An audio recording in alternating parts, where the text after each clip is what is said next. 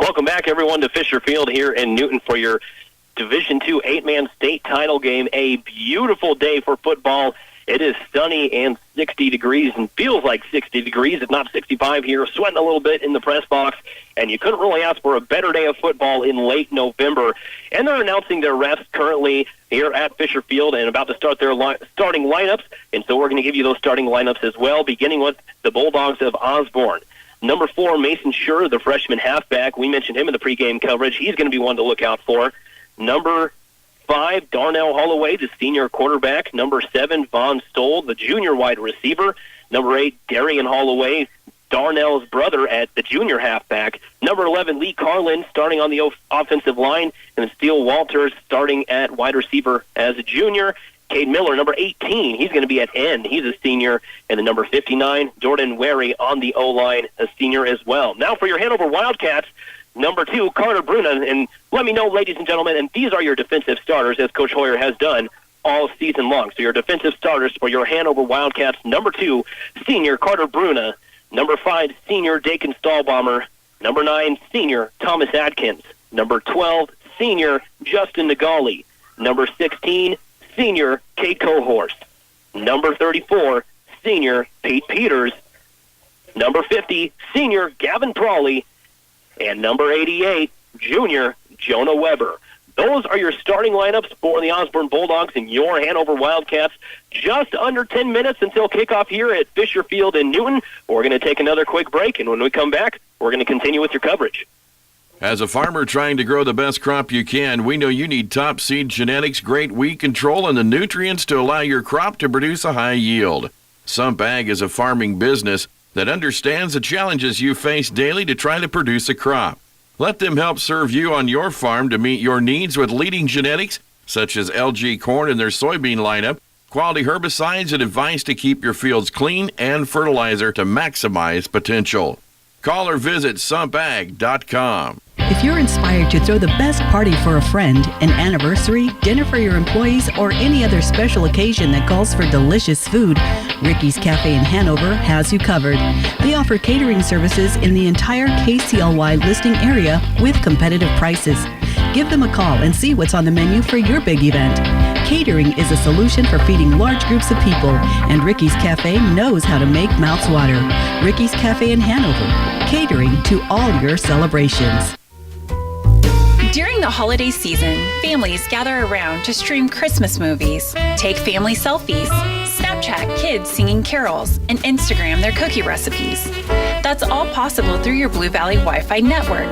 Get strong signals and fast internet throughout your home. Sign up for Blue Valley Managed Wi-Fi and hand the hassles to us this holiday season. Get free installation and 3 months free. Find out more at bluevalley.net.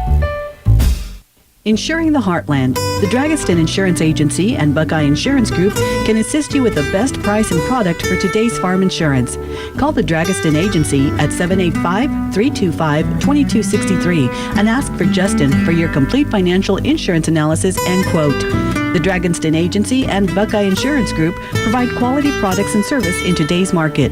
Customer service is what they offer, along with fair premiums and personal contact. The Dragaston Agency in Washington and Concordia. Welcome back to Fisher Field, everyone. Bryce Dolan here with you on KCLY alongside our studio engineer, Bernie Fancella. A beautiful Saturday here in Newton for some football. Your 8-man Division II state title game. Hanover going for their 3rd straight state title, their 5th straight trip to the state title game. The last time these Hanover Wildcats lost was in 2015 to Spearville in the state championship game. Since then, the Wildcats have rattled off 37 straight wins.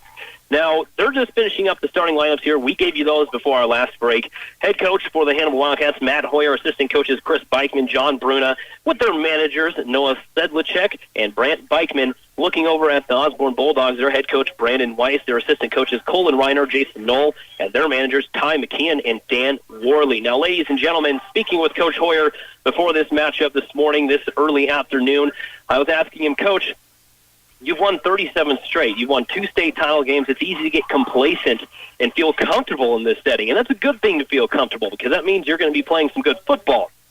But that could also be a bad thing. And we saw that last year when the Wildcats took on the Longhorns of Hodgman County. They took out a massive lead, 48-14, before the Longhorns stormed back with 26 unanswered points in the fourth quarter, just to lose by a measly 6 points. Now, ladies and gentlemen, 6 points last year. Now, ladies and gentlemen, talking with Coach Hoyer again, he said the key today, is to stop the run. There is some speed on this Bulldog sideline with their senior quarterback, Darnell Holloway, his brother Darian, that freshman halfback, Mason Schur, and also Cade Miller, the tight end. But Cade Miller is also leading the team in tackles for the Osborne defense, so he's one to note. That's probably going to be calling a lot for the Bulldogs. We're going to be calling his name a lot for the Bulldogs today. But for your Wildcats, your usual name: Stahlbomber, Bruna, Juneman, Atkins, Nagali, Cohorst, Peters, Prawley, and Weber, all playing today and expected to continue their strong performances. And again, speaking with Coach Hoyer, they need to key up on their blocks, they need to fill those gaps, and they need to stop the run. This Osborne team is strong on the ground. That is where the strength of this Bulldog unit comes from, is running the ball. And you could say the same for Hanover Wildcats, except with Thomas Atkins in there, Stahlbomber's able to throw that ball out there, and Atkins can go up and get it. So with Thomas Atkins on the field today for the Hanover Wildcats, really makes their unit very dangerous against these Bulldogs. And the Bulldogs really need to key up on Atkins and also watch the senior quarterback, Dakin Stahlbomber, and his senior halfback, Carter Bruna, making some fantastic reads really throughout the season. And as I mentioned before, ladies and gentlemen, this Hanover Wildcat team has only played a full 4 quarters their entire season, regular season and postseason.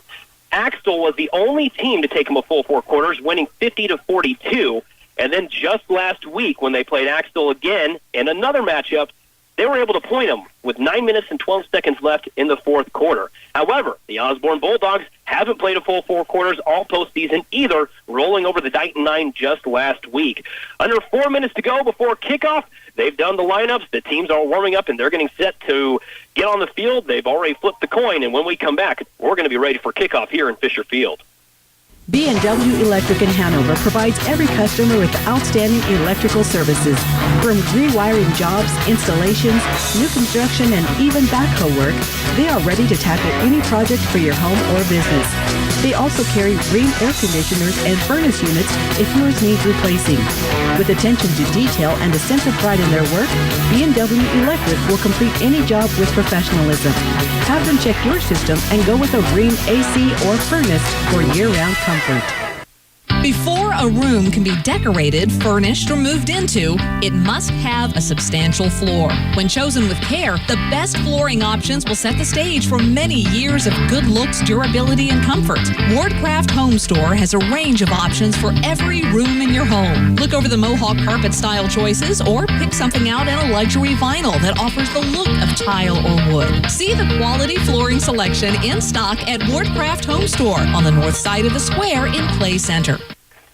And we're kicking off here in Fisher Field with the Hanover Wildcats set to return it and get the ball first to start the ball game. Thomas Atkins back to return it for the Wildcats as that kickoff, the starting kickoff for the ball game, rolls out of bounds at about the 10-yard line. So the flag comes out early as that was an out-of-bounds kick, and it looks like the Wildcats are going to start in prime field position. Ladies and gentlemen, looking at your radio dials, the Wildcats are going from left to right, with the Osborne Bulldogs going from right to left. Wildcats in their white jerseys, blue numbers, white hats, and dark gray pants.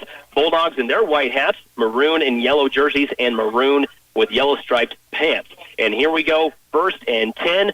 Ball just behind the 30-yard line in Hanover territory as Dakin Stahlbomber goes under center for the first time. He gets the snap. He's going to hand it off to Carter Bruna. Bruna says, give me that ball, and he's going up the middle, and he gets just across midfield before he gets tripped up. A good 11-yard run there for the senior halfback, Carter Bruna. 1st and 10 for the Hanover Wildcats. So Hanover dangerous through the air to their big athlete, Thomas Atkins, but also dangerous on the ground with their senior quarterback, Dakin Stahlbomber, and their senior halfback, Carter Bruna. Bruna taking that handoff from Stahlbomber for a good 11-yard gain. Ball now on the 39-yard line. Stahlbomber under center. He's going to turn around and hand it off to Bruna. He wants to yank it out of Bruna's basket there, and he's going to keep it himself, trying to get around some tacklers. And he does. He gets around the far corner. He finds some green in front of him. The 30, the 10, the 5, and touchdown Hanover. Taking Stahlbomber a 39-yard scamper. Carter Bruna wanted to take that handoff from Stahlbomber, and he was fighting hard for it, but Dakin said, "No, Bruna, let me have this one," and he yanked it out of his hands and was able to find some room around the far corner for a 39-yard touchdown scamper from the senior quarterback. Wildcats going up early with 11 minutes, 28 seconds left in the first quarter, 6-0. They're going to line up for a 2-point conversion. Stahlbomber directly under center. He's got Bruna behind him. He's going to step back, hand it off to Bruna. Bruna going up the middle, and it looks like he is stopped by that front line of the Bulldog defense, and they're saying no good. So no 2-point conversion there for the Wildcats, but they're up early 6-0 with 11 minutes, 28 seconds left in the first. We'll be right back. The agronomy professionals at Wilbur Ellis are ready to help you clean up your fields and prepare for winter in the coming spring. Now's the time to find out what your soil needs to keep up with the nutrient needs of the next crop. Wilbur Ellis has many site-specific soil test and mapping options, as well as standard soil testing. Plus, applying fertilizer in the fall will decrease the chance of loss and congestion for next spring's crops. I'm Blaze with Wilbur Ellis. We're here to serve you in every season. Besides skin cancer, breast cancer is the most commonly diagnosed cancer among American women. Clay County Medical Center is proud to announce new digital 3D mammography services now available right here at home. This revolutionary new screening and diagnostic breast imaging tool will improve the early detection of breast cancer. During the 3D exam, an X-ray arm sweeps over the breast, taking multiple images in seconds. For mammography care and all of your family care, consider Clay County Medical Center in Clay Center. And after a 39-yard touchdown run by senior quarterback Dakin Stahlbaum, the Bulldogs able to stop their 2-point conversion. Hanover up early 6-0 here in Fisher Field. 11:28 left in the first quarter. Thomas Atkins just kicking off for the Wildcats, and it's looking like that kickoff is going to go out of the back of the end zone for a touchback. So the Bulldogs get their first possession on their own 15-yard line. Darnell Holloway under center. He's going to turn around. He's going to try to hand off and do a same play. He's going to pull down and keep it himself, just like Stahlbomber. He gets around the far corner, shoves down a would-be tackler, and he gets brought down just over that first down line. And it looks like it is going to be a first down for the Bulldogs. So a very similar play that the Wildcats just run. The Osborne Bulldogs answer with the same read. And that senior quarterback, Darnell Holloway, taking it away from his halfback, finding room around the outside corner to get a first down. 1st and 10. Ball now on the 25-yard line for the Bulldogs. Darnell Holloway, he's going to go directly under center. It's going to be on the right hash of the field on the far side there. He's going to turn around and pitch it to his brother. Darian Holloway shoves off some Wildcat defenders, and he fights some more yardage. So Holloway to Holloway there. That was Darnell to Darian, brother to brother. A pitch from the quarterback to the athlete, the halfback, and it's about a 9-yard gain. A strong run there from Darian Holloway. That's going to set up a 2nd and 1. Ball now on the 34-yard line. Darnell Holloway under center. In the backfield with him is his brother and the quick freshman, Mason Schur. Darnell, he's directly under center, waiting for the snap. He motions Schur. He's going to pitch it to his brother, Darian. Darian misses the pitch. It goes way back on the ground, and Darian has to run and jump on that one to recover it for the Bulldogs. The Wildcats almost recovered it, but nonetheless, the Bulldogs able to jump back on that and retain possession. And that is what the Bulldogs need to do today if they want to keep these Wildcats. If they want to stay in this game with the Wildcats, they do not need to turn it over, because that is something Hanover does so well, is capitalize on turnovers. And right there, they almost gave it away, but the Bulldogs able to swallow it up. But now they're backed up. Ball now on the, looks like, the 23-yard line. So that makes it about a 3rd and 12 for the Bulldogs. Darnell Holloway, he's directly under center. His brother Darian behind him. He's got Schur off to the wing. He motions Darian to the far side. He gets the snap. He's turned around to the far corner. He's looking for some blocks, looking to pass to his brother Darian. He finds him downfield. He's open. Thomas Atkins blew his coverage, and Darnell Holloway finds his brother Darian for a huge gain. Goes into Wildcat territory all the way down to the Wildcat 29-yard line. So after a huge loss of a missed pitch and almost a turnover, The Bulldogs able to capitalize on a huge pass play. Holloway to Holloway for a big gain now in Hanover territory. Ball on the 29-yard line of the Wildcats. 1st and 10. Darnell, he's going directly under center. Darian behind him. He's got sure. He's motion sure. He's going to give the handoff to Darian. Darian right up the middle, and he's swallowed up by that big front of the Wildcat defense for about a 4-yard gain on the play. That's going to set up a 2nd and 6. They're playing right in the middle of the field. And, boy, what a great pass play from brother to brother there. So after a miscommunication from the Holloway brothers, Darian missing that pitch, he goes downfield and catches a nice toss from his brother Darnell for a huge gain. Wildcat defense needs to make a stop. Darnell Holloway under center. He's got his brother behind him. He motions sure. He's going to hand it off. It's a fumble again. It was just a mishandle there, and it looks like the Wildcats are going to recover it, and it's Hanover football. So, again, 2 plays later, after a missed pitch fumble, Darnell Holloway turns to hand it off. I'm not sure to either Darian or Sure. It looks like both tried to take it, and that's, I think, where the miscommunication came. And it falls out on the ground, and the Wildcats are able to recover. 1st and 10, Hanover. Ball now on their own 26-yard line. I wasn't sure who recovered that fumble, but nonetheless, great job by the Wildcat defense. Stahlbomber directly under center. He's got Bruno in the backfield. He's going to fake the handoff to Bruno. He's looking to pass downfield. He finds Thomas Atkins way downfield, and he's almost open. Oh, the pass was broken up, and Atkins was just about to haul it in. He falls over, bobbling it, and it pops out. So what a great defensive play from the Bulldogs to break that up, even though Atkins was behind him. That was Mason Sure there on the coverage. Sure showing some ups to be able to get up there and knock that ball down before it got to Thomas Atkins. But Atkins nearly brought it in off of the tip, but wasn't able to hold on to it, and it falls incomplete. 2nd down, ball now on the 26-yard line of Hanover. 8.5 minutes left to go in the first quarter. Hanover up 6-0. Stahlbomber under center. He's got Bruno behind him.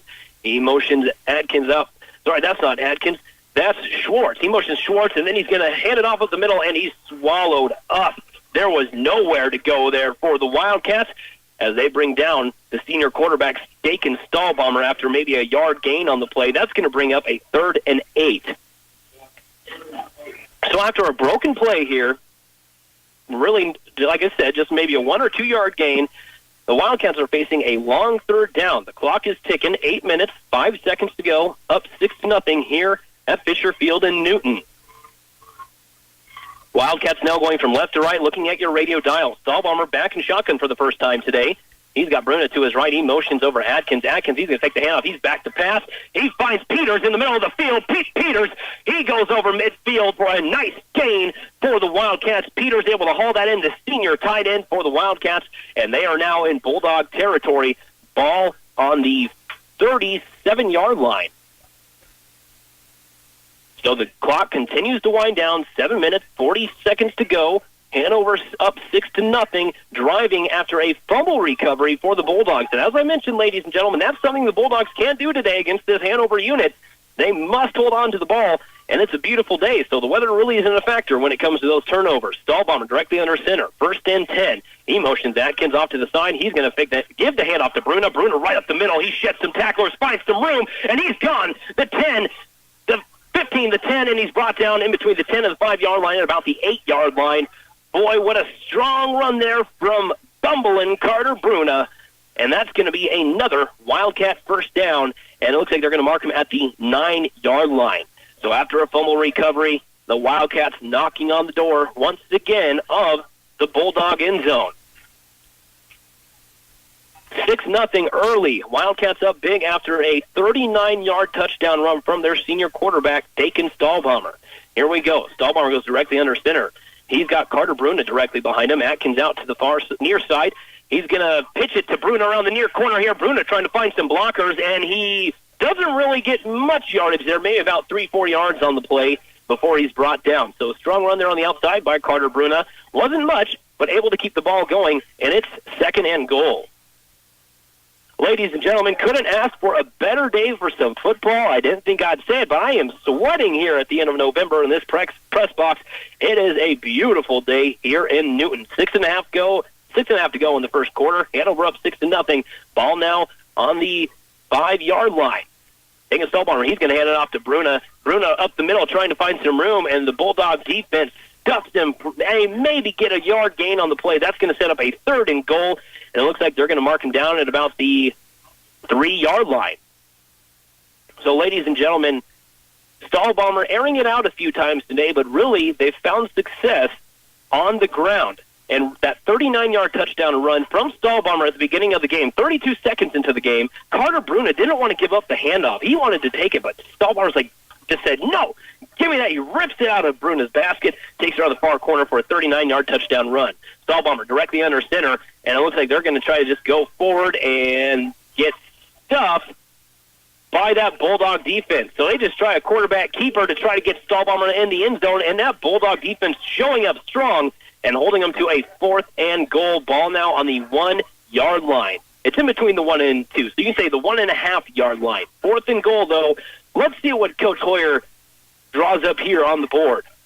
Is he going to let his senior quarterback take it in, or maybe a strong senior halfback, or are we going to see a quick toss to Nagali or Adkins? Adkins to the near side, Nagali to the far side. Bruna directly behind Stahlbomber. Stahlbomber gets the snap. He's going to pitch it to Bruna on the far corner. Bruna walks into the end zone. No problem. Touchdown, Carter Bruna. Touchdown, Hanover Wildcats. So a 1-yard run by Carter Bruna, and Hanover's up 12-0. 5 minutes left here in the first quarter. They're going to set up for their 2-point conversion. Their last one failed. The Bulldog defense is strong, but yet the Wildcats are able to find some chinks in their armor and able to get down to the end zone twice already in this first quarter. Stahlbomber bringing out the offensive unit for the 2-point conversion. He's got Bruna and Atkins behind him. He's going to turn around. He looks for a pass. He's going to be flushed out of the pocket around the near side, just trying to tuck it and run and get in the end zone. And he does. He dives for the pylon. And they're going to say nope. They're going to say Stahlbomber actually stepped out of bounds. A great effort, though, there from the senior quarterback. So once again, the Bulldog defense showing up and stopping the 2-point conversion. Hanover Wildcats up 12-0 here in Newton with 5 minutes left in the first. We'll be right back. Tired of seeing the same old weed patches come back year after year, even after pouring on the herbicide? Central Valley Ag can help you with a fall burn down. It's the best way to kill winter annual weeds and start with a clean field for planting next spring. The time to plant a fall burn down is right now, after harvest, and as soon as possible after the first killing frost. Talk to your Central Valley Ag field sales agronomist or get details at cvacoop.com. You and Central Valley Ag, growing agriculture and killing weeds together. Welcome back to Fisher Field, everyone. 5 minutes, 1 second left on the scoreboard here in the first quarter. Hanover up early, 12-0 on the Osborne Bulldogs. However, the Bulldog defense able to stop Hanover on their 2-point conversions.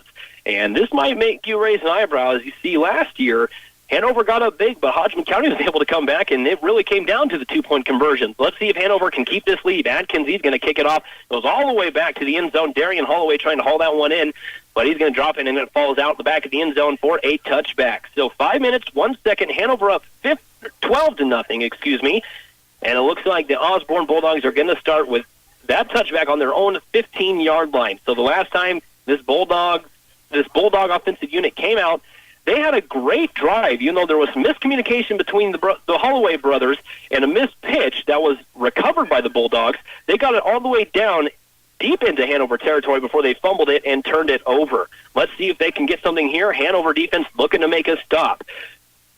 Holloway directly under center. He's got Darian and Schur in the backfield with him. He's going to give the pitch to his brother Darian, and Darian gets wrapped up by number 2, Carter Bruna. Carter Bruna with a shoelace tackle there. Darian almost able to break it away and find some room, but Carter Bruna able to get it stopped with just a shoelace tackle and about a 3-yard gain on the play. That's going to set up a 2nd and 7. Ball now on the 18-yard line.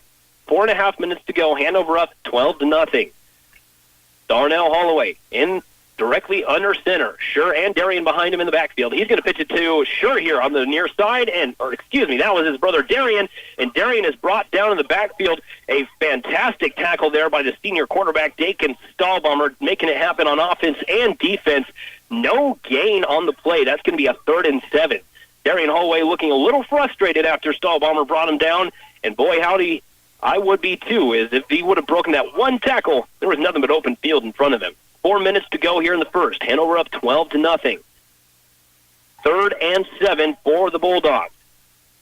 Darnell in the shotgun. He's got his brother directly next to him. He's looking to pass, and he airs it out, and a great defensive play there by Thomas Atkins. Atkins knocks it down, but he had a hand on the receiver on his back, and a flag comes out. That looks like it's going to be a pass interference on number 9, Thomas Atkins. Now, that ball was intended for number 18, Cade Miller, the tight end, the senior tight end for the Bulldogs.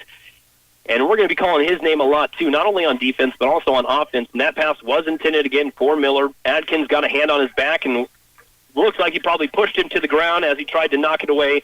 Flag comes out, and it's going to be pass interference. So after a 3rd and 8 and a good defensive play by Atkins, a little too much contact, that's going to be a pass interference. 1st and 10 for the Bulldogs. Ball now on the 33-yard line. 3 minutes, 51 seconds in the first quarter. Hanover up 12-0. Darnell Holloway directly under center. He motions sure. He's going to hand it off to Darian. Nope, he fakes the handoff. He's going to keep it around the near corner here. He dances it around some tacklers, and he's drove out of bounds by Dakin Stahlbomber and Pete Peters.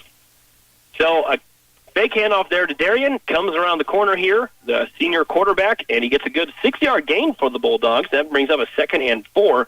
And this is really fun to watch, ladies and gentlemen. You have 2 senior quarterbacks, Darnell Holloway, Dakin Stahlbomber, leading both of these teams.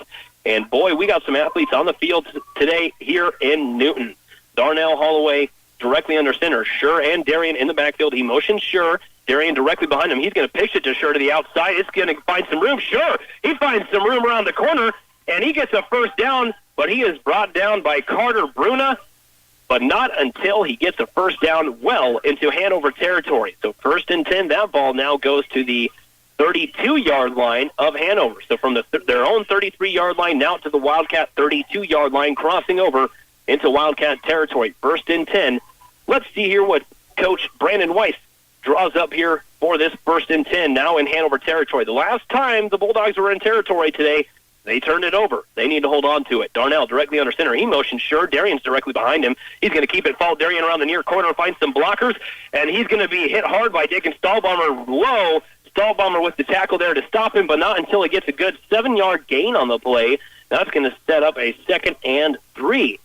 So, ladies and gentlemen, a beautiful day here at Fisher Field in Newton. Sunny and, dare I say, 65. You want to be able to tell there's a blizzard coming tonight. It is a beautiful day for football. Couldn't ask for better conditions.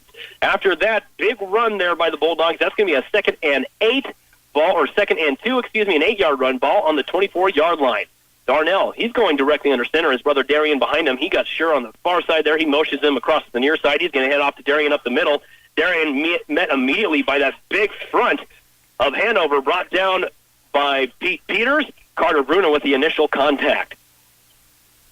So really the Bulldogs are finding some success today, ladies and gentlemen, and I wouldn't doubt it that they would be able to put it in the end zone the last time they had the ball, but unfortunately they fumbled and turned it over.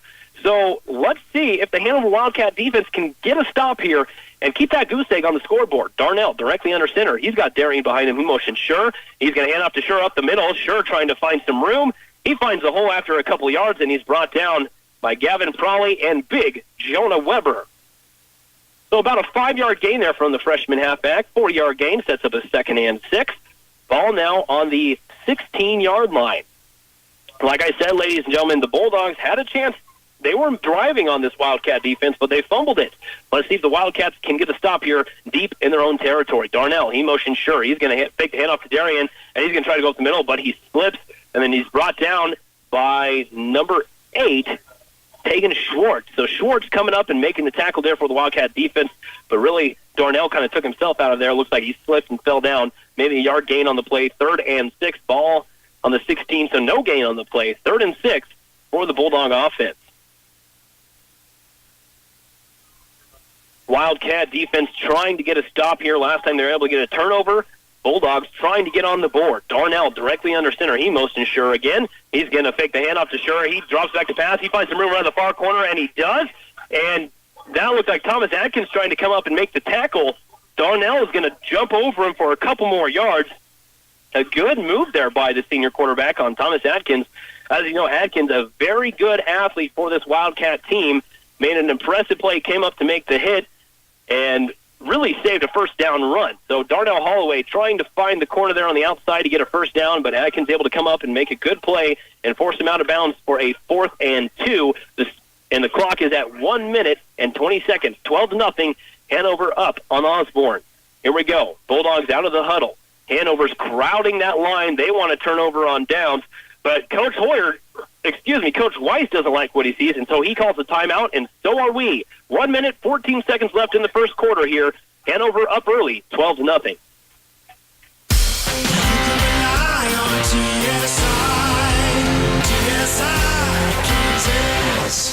Your farm truck or semi is an important part of your farm operation. At TSI Kansas, we know the importance of fixing it right and at a fair price. If your truck needs repaired or serviced, you can trust the skilled mechanics at TSI to get it done right. You can rely on TSI for fast, friendly service every time.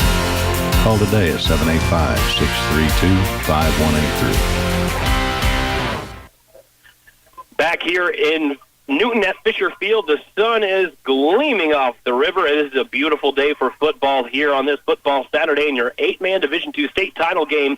The Hanover Wildcats up early, 12-0 here, just at the end of the first quarter. But the Osborne Bulldogs, they're driving, but it's 4th and 2.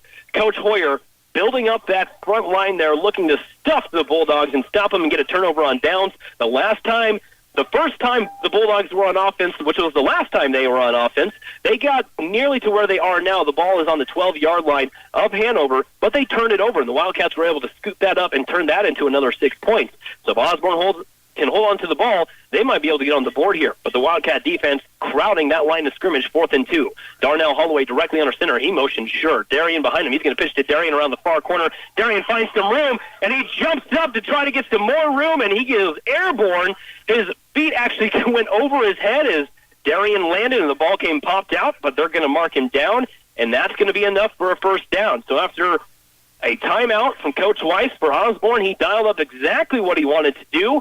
He gets it to Darian. Darian jumps some Wildcat defenders and able to get a first down. That's 1st and goal. Ball now on the 7-yard line. 1 minute, 4 seconds in the first quarter. Wildcat defense needs to get a stop. Darnell Holloway under center. He's going to pitch it to Darian, his brother, and Darian brought down in the backfield by number 8, Cade Cohorse, number 2, excuse me. So Cade Cohorse able to come up and make a great play, and also that's going to bring up a 2nd and goal. So this Wildcat defense really finding some success, but also were saved by a turnover on this last series. Osborne Bulldogs able to move the ball pretty well against this big Wildcat defense. 2nd and goal, directly under center. He's going to turn around, hand off to the freshman halfback, Sure shedding some tacklers, and he's brought down from behind by 3 Wildcats. That was Stahlbomber and Cohorse and Adkins. There was 3 Wildcat defenders bringing down that small freshman halfback. He's only 130 pounds, ladies and gentlemen, and he was throwing off Wildcat tacklers like it was nothing. He brings the ball down to about the 2-yard line to bring up a 3rd and 2, and that's going to be the end of our first quarter. So at the end of our first quarter, it's 12-0. Hanover Wildcats up, but the Osborne Bulldogs knocking on the door at the 2-yard line. We'll be right back. Did you know Patterson's Health Mart Pharmacy delivers? That's right. Patterson understands that for many people, the lack of mobility and transportation make it very difficult to get their necessary prescriptions. That's why Pattersons make daily deliveries Monday through Friday to Clyde, Clifton, Lynn, Wakefield, and Leonardville, as well as Clay Center. You can even get same-day deliveries if you call before noon.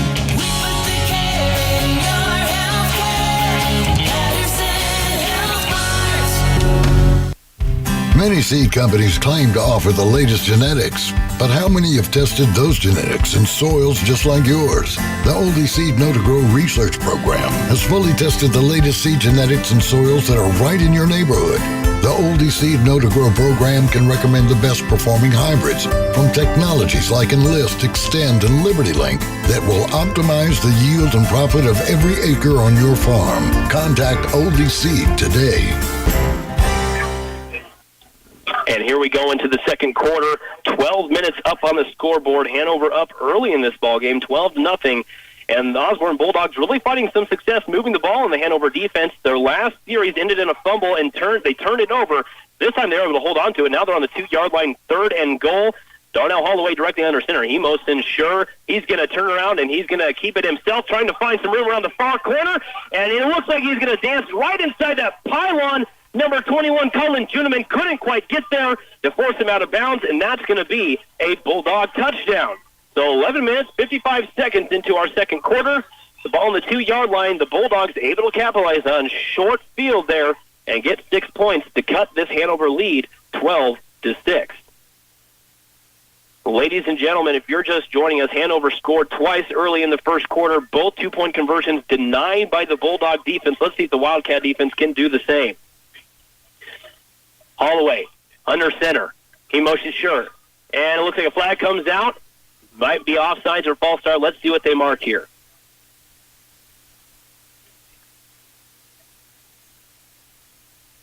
And it looks like encroachment. So offsides on the Wildcats.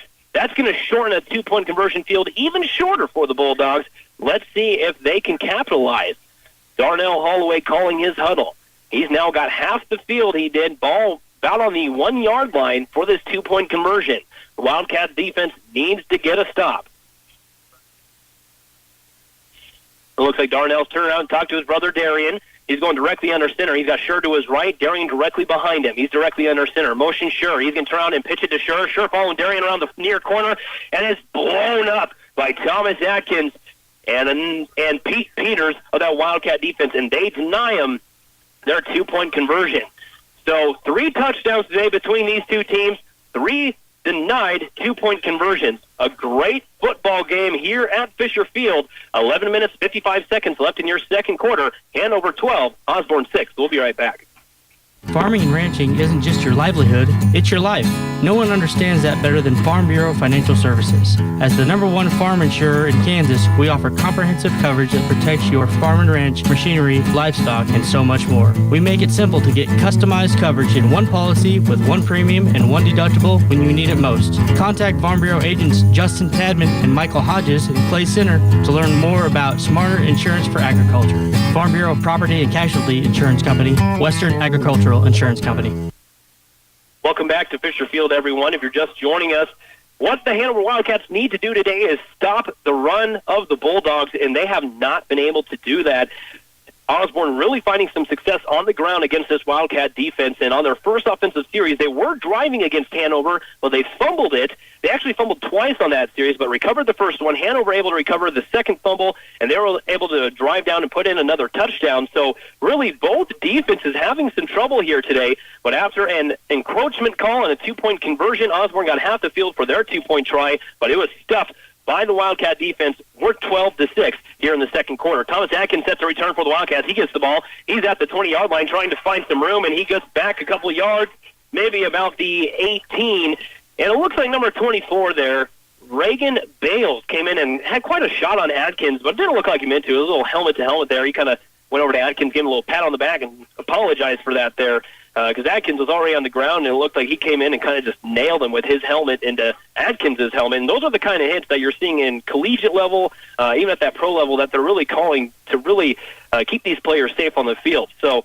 really was an accident there. Hopefully we don't see anything more like that tonight, because we want both of these teams, all of their players, to come out of this game healthy. 11 minutes, 50 seconds to go in the second quarter. Hanover up 12-6. And it looks like Coach Hoyer's going to spread it out.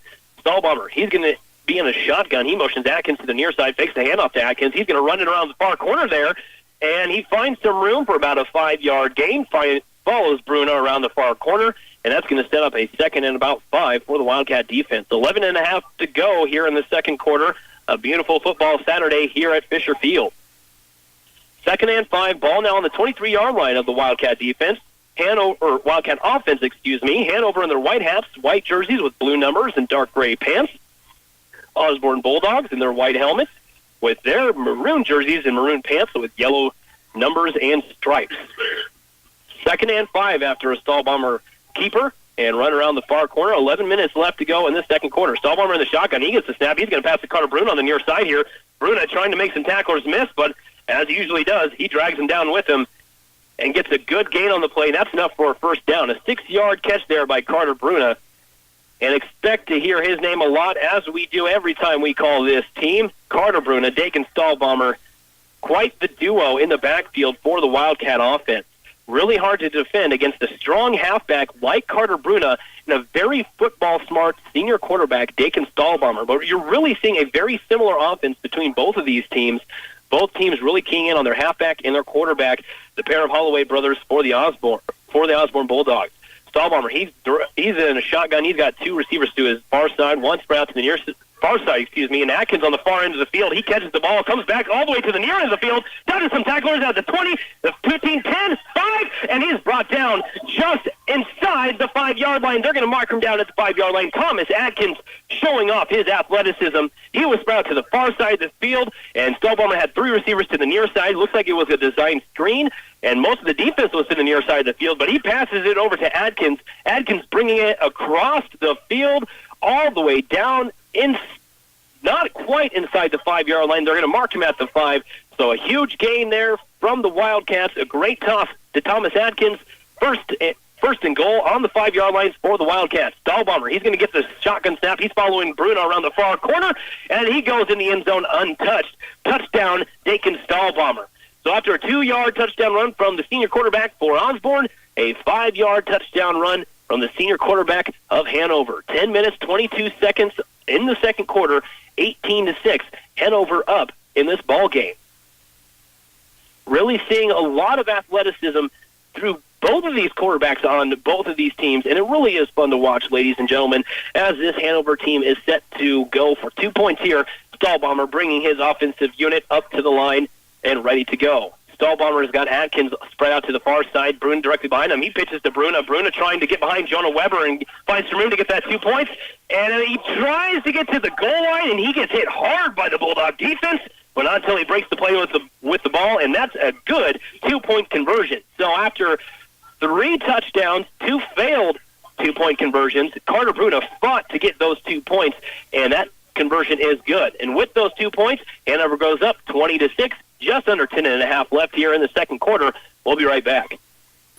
Fly through fall with fast and free internet. Twin Valley is offering to give you the first 2 months of Pulse 100 megabits or Pulse Gig internet free. You'll fall in love with having faster speeds from Twin Valley Pulse. Plus, you'll also be automatically entered to win some cool prizes, including a smart TV, a drone, golf swing analyzer, a body camera, and much more in their fall drawings held now through November 30th. Service availability and speeds depend on location. Call Twin Valley at 800-515-3311.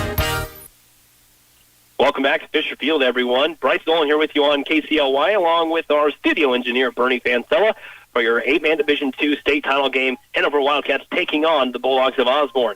20-6, 10.5 left here in the second quarter, as Thomas Atkins is set to kick off for the Wildcats to the Bulldogs as they start their third offensive series. And here's the kick. It's going to go all the way back to about the 10-yard line. It takes a weird bounce. It hit the 10-yard line and went straight for the sideline and went out of bounds. So flag comes out again. That's the second kick that went out of bounds today. And that's going to move up the Bulldogs in prime field position.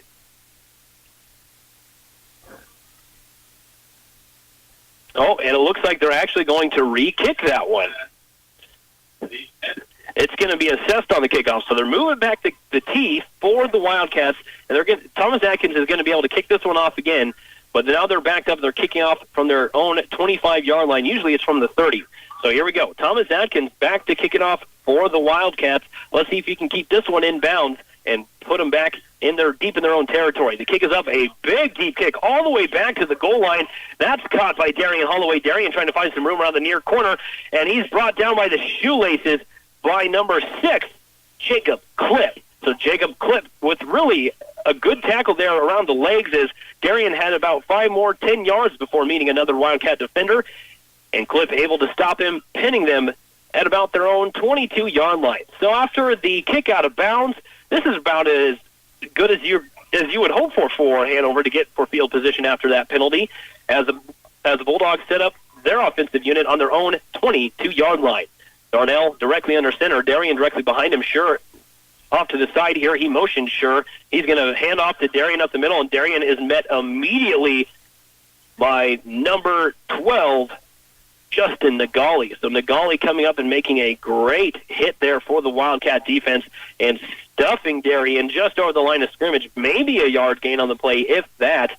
But that's going to keep the clock going. We're now under 10 minutes here in the first half. Hanover up 20-6. 2nd and 9, so they did get about a yard. Ball now on the 23-yard line for the Bulldogs.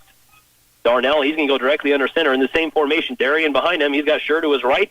He's going to fake the handoff to Darian. Steps back to pass to Sure. He finds Sure on the sideline just over Sure's head. and goes out of bounds and falls incomplete. That's going to stop the clock. 9 minutes, 40 seconds to go, and bring up a long third down for Osborne at 3rd and 9, deep in their own territory. So, ladies and gentlemen, after 2 unanswered touchdowns after 2 scores by Hanover and 2 stopped 2-point conversions, the Bulldogs able to find the end zone on their first touchdown of the game, make it 12-6. And then Hanover find the end zone again, and that's where we get to 20-6. As they got 2 points, their 2 points were good on that touchdown. Darnell in the shotgun. He motions Sure across. He's looking to pass. He's flushed out the pocket. He's going to keep it. He's running upfield, going through the near side here, and he's drove out of bounds by Thomas Adkins and taken Schwartz. Adkins really kind of corralling him there, and Schwartz really making the tackle. We'll give Schwartz the credit there on that tackle, but not until he gets about a first down, and yep, they are going to mark him a first down. A good run there by the senior quarterback to get the first down on a 3rd and 9. There was no passing options for him there as the Wildcats had him covered. Decides to tuck it and run. 1st and 10, ball just behind their own 35-yard line. 9.5 to go in the second quarter. Hanover up 20-6. Darnell Holloway, he's going to go directly under center. His brother Darian behind him. He's got Sure to his right. Waiting for the snap. He gets it. He's going to hand it off to Darian. Darian right up the middle. And Jonah Weber, Pete Peters, and also Carter Bruna. All 3 of those guys really in on the tackle. Bruna really there to finish it off, but Jonah Weber and Peters really in there making the initial stop. But not until Darian gets a good 4-yard gain on the play, 3-yard gain, sets up a 2nd and 7. Ball now on the 38-yard line. Bulldogs trying to get across midfield into Hanover territory. The Wildcat defense needing to get a stop here. Osborne Bulldogs able to drive very, I won't say easily, but able to find some room against this Wildcat defense. Darnell directly under center. He's got Darian behind him. He motions Sure. Pitches to Sure around the far side. Sure following Darian. Trying to find some green, and he does. He shakes off some Wildcat tacklers, and he's not brought down until he gets about to the 30-yard line of Hanover. Oh, they're going to mark him back at about the 35-yard line of Hanover. So a strong run there by the freshman halfback. And talking with some folks here at Fisher Field, they said he's the one to watch for the Bulldogs. The freshman, boy, he has some speed, and he's shown it there. He's not very big, 130 pounds, but he was able to shake off some of those big Wildcat defenders and get a good run. That's going to set up a 3rd and 1. Not quite a first down. Ball on the 36-yard line of Hanover. Darnell, he's going to motion Sure. He's going to pitch it to his brother Darian. Darian trying to cut it upfield and get across the line of scrimmage for a first down, and he does. But not until he's brought down by the Wildcat defense. That was Dakin Stahlbomber on the stop there. But again, Osborne Bulldogs able to get a first down. Both of these teams finding success on offense. Both teams on defense really having some trouble getting a stop. The only reason why Hanover was able to stop their first offensive series was because they recovered a fumble. Now Osborne really finding no trouble moving this ball on the ground against this big Wildcat defense. Darnell directly under center. Darian behind him. He gets the snap. He's going to pitch to Sure around the far side. Sure following Darian around the far corner, and he's hit hard by number 2, Carter Bruna. Stahlbomber directly on his tail, and he gets about a 3-yard gain on the play. That's going to set up a 2nd and 7. Ball now on the 29-yard line. 8 minutes left here in the second quarter. 20-6, Hanover leading. Both teams being denied their first 2-point conversions. Hanover unsuccessful on their second 2-point conversion and able to get in for their third 2-point conversion, and that's how we get to our 20-6. 7 minutes, 48, 47, 46 seconds to go.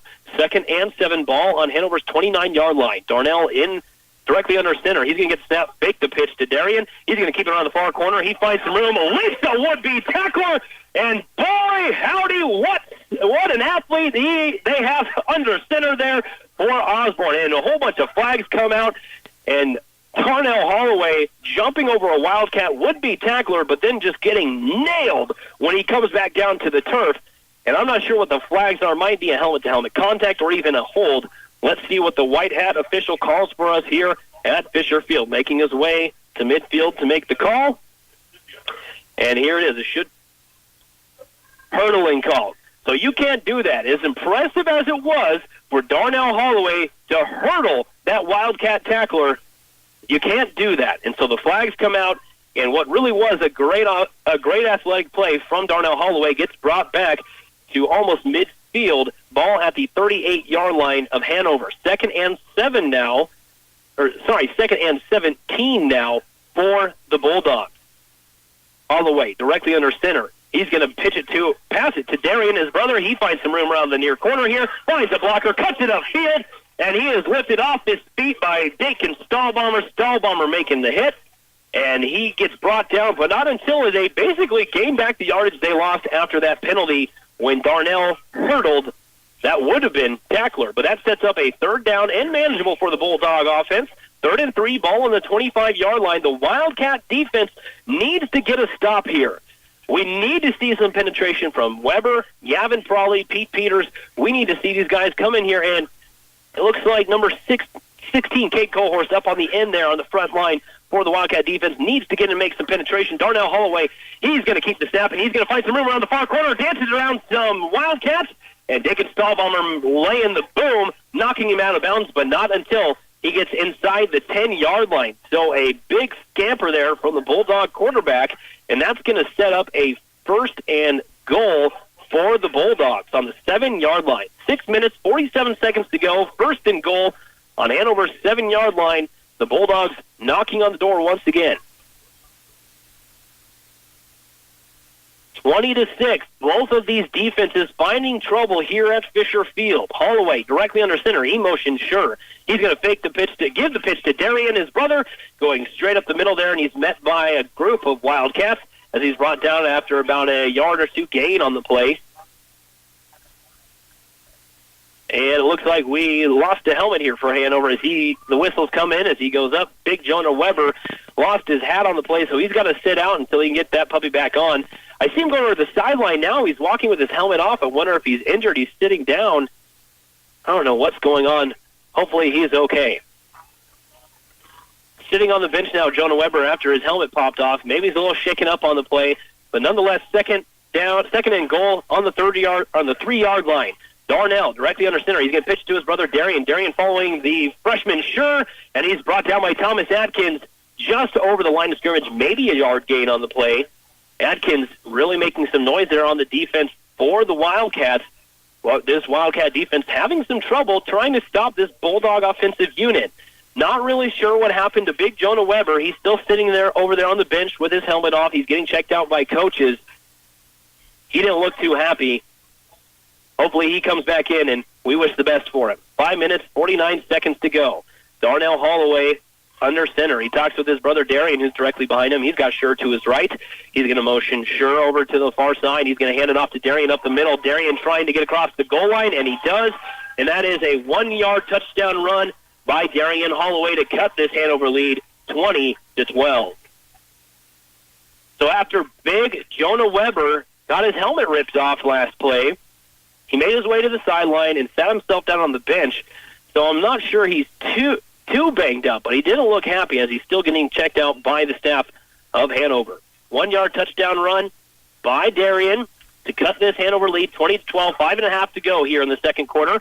Darnell in the shotgun with a spread, looking to pass for the 2-point conversion, and no good. Thomas Atkins there on the coverage. Looked like the receiver ran into Atkins, and it falls incomplete. So after a 1-yard touchdown run by Darian Holloway, we have a 20-12 ball game here. Hanover leading with 5.5 left in the first half. We're going to take a quick break, and we'll be back here at Fisher Field. We know what you're trying to grow isn't just a crop, it's your legacy. That's why Nutrien Ag Solutions supplies quality seed for our ag producers. Premium seed products such as Asgrow, DeKalb, Dynagrow, and LG Seed are proven performers in the field when it comes to great seed and service, plus tools and technologies that help you manage your acres more profitably. You want a seed that works as hard as you do. Contact Nutrien Ag Solutions. Ask about cash and volume discounts and 0% internal financing for Nutrien Ag Solutions. Welcome back here to Fisher Field, everyone. Bryce Dolan with our studio engineer, Bernie Fanstella, with your call today for your 8-man Division II state title game here at Fisher Field. After a 1-yard touchdown run by Darian Holloway, the Wildcat defense was able to deny their 2-point conversion. Hanover leads now 20-12, just a one-possession game. 5 minutes, 36 seconds left in the second quarter here as the Bulldogs are set to kick it away. And really, ladies and gentlemen, both of these offenses are finding success. The only reason why Hanover is ahead right now, in my opinion, and really, if you watch the game, was when Osborne fumbled it on their first offensive series, and Hanover was able to recover it and turn it into 6 points. Atkins gets the kick to return it for the Wildcats. He gets around to the far side. He finds some room at the 25, the 20, the 15, the 10, 5, and touchdown. Thomas Atkins, he returns it all the way for a touchdown. 6 points for Thomas Atkins and the Wildcats. Boy, howdy, ladies and gentlemen. Mr. Atkins showing off his athleticism once again here in Fisher Field, and that extends the Wildcat lead 26-12, and barely any time taken off the clock. 5 minutes, 26 seconds to go. So, wow, an explosive return there by Thomas Atkins as he returns it 60 yards for 6 points, ladies and gentlemen. Another big play. That tops his 55-yard pick six last week against Axtell. Here we go. Stahlbaumer spreading out his offense to go for two. He's going to follow big Jonah Weber, who's back in, to try to get that two-point conversion, and he's pushed out of bounds, and that's no good. So after a 60-yard touchdown return for a touchdown by Thomas Atkins, the Bulldog defense was able to stop Stahlbaumer for that two-point conversion. And I will note, ladies and gentlemen, on that last play, I did see Stahlbaumer following Jonah Weber for that two-point conversion, so it's great to see Jonah Weber back on the field and back in this ball game. After a 60-yard touchdown return from Thomas Atkins, and Wildcats are up 26-12. 5 minutes, 26 seconds left in the first half. We'll be right back. Agriculture. Our country was built on it. Our children are fed by it. No one quite understands the unique needs of the farmer like United Bank and Trust. Whether you raise crops or livestock, you need the right equipment at the right time. Our ag loans can help you acquire and maintain that equipment when and where you need it. Contact one of our experienced ag lenders today. United Bank and Trust. Banking for your way of life. Member FDIC. Equal housing lender. Excuse me, ladies and gentlemen, that was a 68-yard touchdown return there by Thomas Atkins to extend the Wildcat lead 26-12. And this Wildcat team really finds some unorthodox ways to win ball games. And if they can keep getting turnovers and keep making big plays with their athletes like Thomas Atkins, they're going to have no problem besting these Bulldogs. Atkins kicking it off now for the Wildcats to Darian. Darian Holloway returning it for Osborne. Darian fighting his way over the 20-yard line, and he's brought down. I'm seeing 25-22, Dayton Shockley and Tyler Bonser on the tackle there for the Wildcats. Wow, what a return there by Thomas Atkins. It's been a little while since he showed off his athleticism today. He hasn't had a chance to really break one until right then, and that's when you saw the speed come out, and he left everybody in the dust after shedding some would-be tacklers. Now the Bulldogs are setting up shop on the 23-yard line. 5 minutes, 20 seconds left here in the second quarter. 1st and 10. Darnell Holloway going directly under center. He motions Darian off to the near side here, stepping back to pass. He's looking downfield, chucks it to Matt Schur. Schur brings it in. He's hit by the Wildcats. It gets popped out. They're going to motion. It's a fumble, and Stahlbaumer trying to recover it. Stahlbaumer can't haul it in, and it's recovered by number 8, Darian Holloway. So Schur hauls it in for a fantastic catch, gets tackled by Dakin Stahlbaumer. It gets popped out. The refs throw a beanbag on the field. It's a live ball. Stahlbaumer tries to jump on it. It pops out, but then there's Darian Holloway to swallow it up for the Bulldogs. So really a missed opportunity there from the Wildcat defense to be able to get a second turnover today. But boy, howdy, the Bulldogs dodging a bullet. Now into Hanover territory. 1st and 10 on Hanover's own 32-yard line. Under 5 minutes here in the second quarter. Darnell directly under center. He motions Schur. He's going to pitch it to Schur on the far side. He's following Darian, trying to find some room, and he's hit hard by that Wildcat defense at the line of scrimmage, and that's nowhere. That's Kate Cohorst there with the initial contact for the Wildcat defense, and no gain on the play as they're going to mark him about the original line of scrimmage, maybe a half yard in front of that line of scrimmage. A tough run there by Matt Schur. Wow, ladies and gentlemen, what a game we have here today. After a 68-yard touchdown return from Thomas Atkins, a huge gain from the Bulldog offense, a pass to Matt Schur. Schur coughing it up. Stahlbaumer not able to grab onto that loose ball, and the Bulldogs get it back in Hanover territory. He's going to hand it off again. Oh, and he fumbles the ball. He has it right to Kate Cohorst, the wrong guy. Cohorst is at the 30, the 25, the 20, trying to find some blockers at the 15. Oh, boy, ladies and gentlemen, the Bulldogs had it. They were running it up the middle. He gets hit by the Wildcat defense. That ball pops out right into the breadbasket of Cohorst, and Cohorst, the senior halfback, quarterback is the wrong player. You want to have that fumble with open field. Cohorst going from the own 32-yard line of their own territory, returns it all the way down to about the 15-yard line for the Bulldogs, but a flag comes out. Looks like it's going to be a block in the back here. So regardless, what a fantastic play there by the Wildcat defense. Let's see what our White Hat says.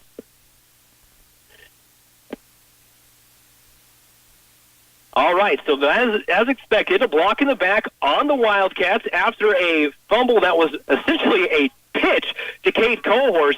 The runner for the Bulldogs was brought down, and that ball just popped out right into the arms of Cohorst, and Cohorst wasn't expecting it, and he just looks down at the ball and takes off running, able to get down to the 15-yard line. His teammates trying to get some blocks for him, but unfortunately one gets a block in the back. Nonetheless, they're backed up to the Bulldogs' 24-yard line. 1st and 10 now for the Wildcats. Stahlbomber, he's in the shotgun. He's going to get the snap. He passes it to Thomas Atkins on the far side. Atkins, here he goes. He's got open field, and a great open field tackle there from the Bulldogs to bring down Thomas Atkins, but not until he gets a good 6-yard gain on the play after a pitch and catch from Stahlbomber. So that's going to bring up a manageable 2nd down, 2nd and 4, under 4 minutes to go here in the first half. Wildcats 26-12. And ladies and gentlemen, I told you, if Osborne wanted to stay in this ball game, they needed to hang on to the ball and not turn it over. And so far, Hanover getting 2 turnovers, being able to turn the first one into 6 points. Let's see what they can do with the second one. Stahlbomber directly under center. He's going to keep it and try to dance around the far corner there, but he's brought down as he tries to cut it upfield. Maybe a yard gain on the play. If that's going to bring up a 3rd and about 3 for the Wildcats. So, ladies and gentlemen, as I mentioned, as we've been following this Hanover team in the postseason, every time it seems that Hanover recovers a turnover, they're able to turn it into 6 points. They did it on the Bulldogs' first offensive series today. They recovered a fumble, and after a big return by Cade Cohorst, they're knocking on the door once again. 3rd and 4, up 26-12, under 3 minutes to go. And Cade Cohorst gets the call, but he's brought down in the backfield by the Bulldog defense, about 3 yards back in the backfield, and that's going to bring up a long 4th down for Coach Hoyer and the Wildcats. So let's see what he does here. It's going to be a 4th and about 6 to go. Ball now back on the 21-yard line. Stahlbomber coming in with the call. Now, I don't know what Coach Hoyer is going to draw up here. I don't know if he's going to air it out to Atkins or if he's going to try to let Cade Cohorst strong-arm this thing down for a 1st down. Let's see what he does. He's got Atkins and Juneman out to the far side. He's got Justin DeGully on the near side. He's in the shotgun. Stahlbomber airs out to Atkins. Atkins brings it in, and it's a touchdown, Thomas Atkins. So a 21-yard touchdown toss to Thomas Atkins on a 4th and 6. Wow, ladies and gentlemen, your Wildcat athletes are starting to show up here. Had to get a little warmed up in the first quarter and a half, but now they are clicking on all cylinders and capitalizing on that turnover once again. 2 turnovers, 2 touchdowns for the Wildcats as they're setting up now for their 2-point conversion. 32-12, 2 minutes left. Stahlbomber in the shotgun. He's following Cohorst around the far corner, trying to get around the edge, and he's smacked out by a group of Wildcats and Bulldogs, and he's going to be denied that 2-point conversion. Nonetheless, Hanover up 32-12 with just over 2 minutes here in the second quarter. We'll be right back here on KCLY. Come on in for the November doorbusters at Hometown Lumber and Hardware in Marysville. Stop the cold drafts this winter with touch and foam no warp window and door sealant for $469. Your fall home improvements are easier with their selection of quality Milwaukee and DeWalt power tools, including an 18-volt cordless Milwaukee sander kit on sale for $199.99 and a portable DeWalt workshop compressor for $319.99. There's more in store this month at Hometown Lumber and Hardware. Welcome back to Fisher Field, everyone, and we have an active second quarter here in Newton today. After 2 Hanover touchdowns in the first quarter, Osborne able to find the end zone twice here in the second quarter, but 3 Hanover touchdowns in the second quarter as well. They're up 32-12, 2 minutes, 1 second on the scoreboard here at Fisher Field. Thomas Atkins set to kick it off for the Wildcats. The last kickoff went out of bounds, and they had to re-kick it. Let's see if he can keep this one in. Kick is away. Kind of a weird spiral there as it's going to bump down to about the 18-yard line and goes out of bounds once again, and the flags come flying out And let's see if they're going to re-kick this one or if they're going to march it there and give the Bulldogs some good field territory. Let's see what our White Hat official says. So Thomas Atkins kicking today for Hanover, and several times that ball going out of bounds. Officials talking with Coach Weiss of Osborne, trying to figure out what they're going to do. And it looks like they're going to just go ahead and take advantage of that field position, and they're going to march some yardage off from where that ball went out of bounds. It went out of bounds about the 18-yard line. And so the Bulldogs, they're going to get the ball on their own 23-yard line. So 1st and 10, 2 minutes, 1 second on the clock. Hanover leading 32-12.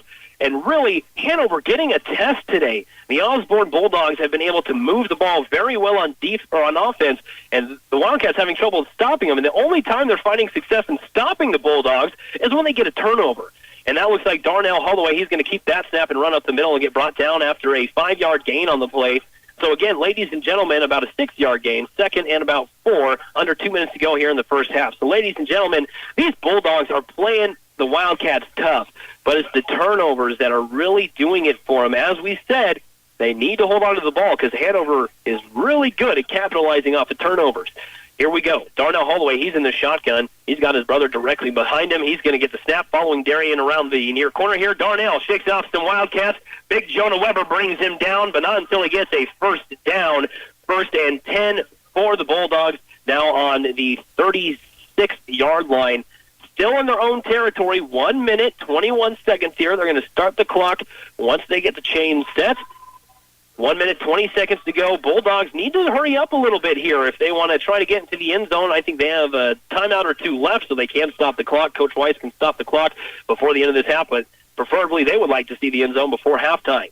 Darnell Holloway in the shotgun. He hands off to his brother Darian. Darian up the middle. He finds some room, and Dakin Stahlbomber with a good open field tackle there after a 9-yard gain. And if Stahlbomber would have missed that tackle, ladies and gentlemen, that would have been a Bulldog touchdown. Now under a minute to go here in the second quarter, and Coach Weiss is going to take a timeout, and so are we. Hanover up 32-12 with 59 seconds left in your half. The floors are shined, the shelves are stocked, and the freezers are full with everything you can think of for your holiday shopping. Ray's Apple Market wants your shopping experience to be a good one, and they are ready to accommodate you this holiday season. Fill your cart with all the groceries, ingredients, and other supplies you need, and make sure you're browsing the Ray's Apple Market app for instant coupons on your total purchase. Have the best of holidays from Ray's Apple Market.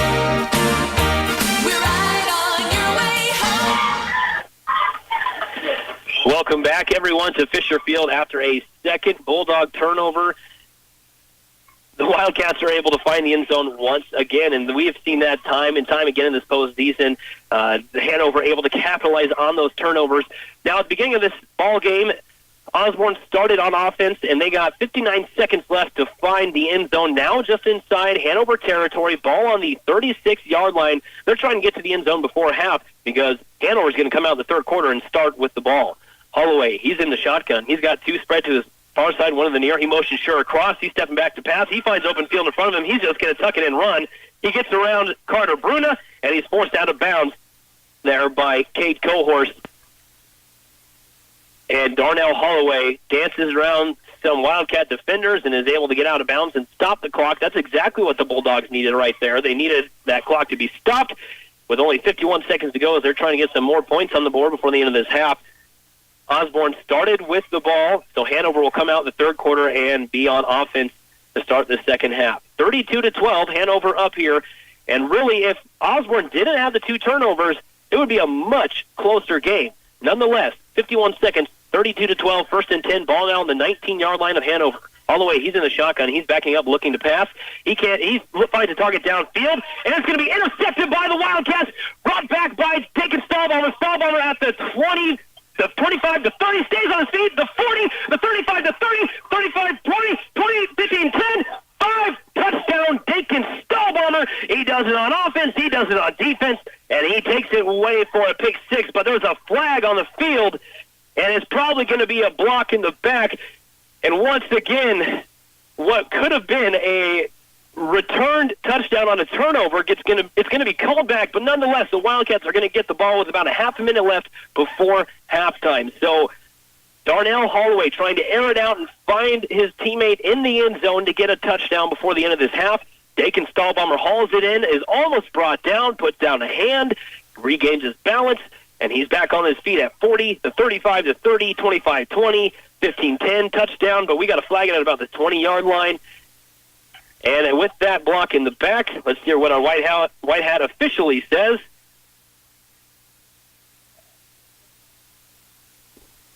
There is no penalty on the play, actually, but since Dakin Stahlbomber intercepted that ball in the end zone, it is officially going to be a touchback and will be a dead ball. So I did not know that was a rule, ladies and gentlemen. You learn something new every day. So what could have been a nearly 80-yard pick six for Dakin Stahlbomber gets ruled a dead ball after he intercepts it in the end zone. It's going to be a touchback for the Wildcats. They're going to set up shop 1st and 10 on their own 15-yard line. So that, like I said, I did not know that was the rule in the case. I was absolutely sure that was an 80-yard pick six, maybe a block in the back with the flags out, but nonetheless, it's going to set up a touchback on 1st and 10 for the Wildcat offense with 48 seconds left on the clock. They ran it down all the way to 33 when Stahlbomber returned it. Since it was officially dead in the end zone, they put it back at the time when he intercepted it. So just under a minute for this Wildcat offense to try to get to the end zone before half. That'd be preferable because they start the second half with the ball. 48 seconds, 32-12, 1st and 10, ball on their own 15. Stahlbomber in the shotgun. He's going to fake the handoff to Atkins. He's looking to pass. It looks like a design screen to Bruna. Bruna finding some blockers, gets behind Jonah Weber. Nobody in the field. He's at the 20, the 15, the 10, the 5, and it's going to be a touchdown. Cade Cohorse and the Wildcats. So a design screen to Cade Cohorse on the far side of the field. There was absolutely nobody there, but a flag all the way back by Thomas Atkins standing at about the 17-yard line. So after a huge play, a 65-yard screen to Cade Cohorse, it looks like it's going to be brought back after a block in the back, and it's going to be first down once again. So 1st and 10 on their own 15, a design screen to Cade Cohorse on the outside. There was just nobody there, and he was able to easily find the end zone. Number 12, Justin Nagali, blocking the last Bulldog that could have stopped him. But then there was a penalty all the way back near the line of scrimmage, so that's going to back up the Wildcats, and it looks like it's going to be 1st and 10, ball on their own, should be 10-yard line.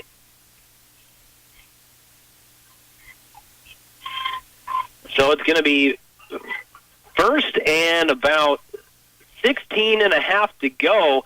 So after a penalty there on the Wildcats, which should have been a huge play, two big plays negated here by penalties or by rules here at Fisher Field. And the Wildcats trying to make something happen before the end of the half here. It's a toss-out to Atkins on the outside. Atkins gets met immediately over the line of scrimmage, and he's brought down after a short gain on the play. Clock winding down now, 26, 25, 24. Boy, howdy, what a strange ending to our second quarter here at Fisher Field in Newton. And it looks like Coach Hoyer is going to take a timeout, and so are we. 32-12, 19 seconds left in the half. Your Wildcats are leading. Folks, Bill Rice from the Green Team, and we're celebrating Black Friday sales event all month long here at the Green Team. We've got some great deals. How about a Jeep Cherokee? Right now, a 2019 Cherokee, you can save over $5,000. Or how about a Renegade with over $5,750 in rebates? So come see us at the Green Team, 802 West Crawford, or check us out online at greenteamcars.com. And wishing you a safe and happy holiday from your friends at the Green Team. Welcome back. 23 seconds left here in the second quarter. Hanover up 32-12 on Osborne, and the Bulldog fans and the team are wiping the sweat from the brows that they have just dodged two big bullets from the Wildcats. First, Dakin Stahlbomber intercepts it in the end zone, returns it 80 yards for a touchdown, but apparently it was called a dead ball when he intercepts it in the end zone, so it ruled it a touchback. They started 1st and 10 on their own 15-yard line. A design screen to Cade Cohorse on the outside. Cohorse finds his way all the way down to the end zone for a touchdown to be negated by a penalty that was near the line of scrimmage, brought all the way back. Now we're at 2nd and 14 on Hanover's 11-yard line.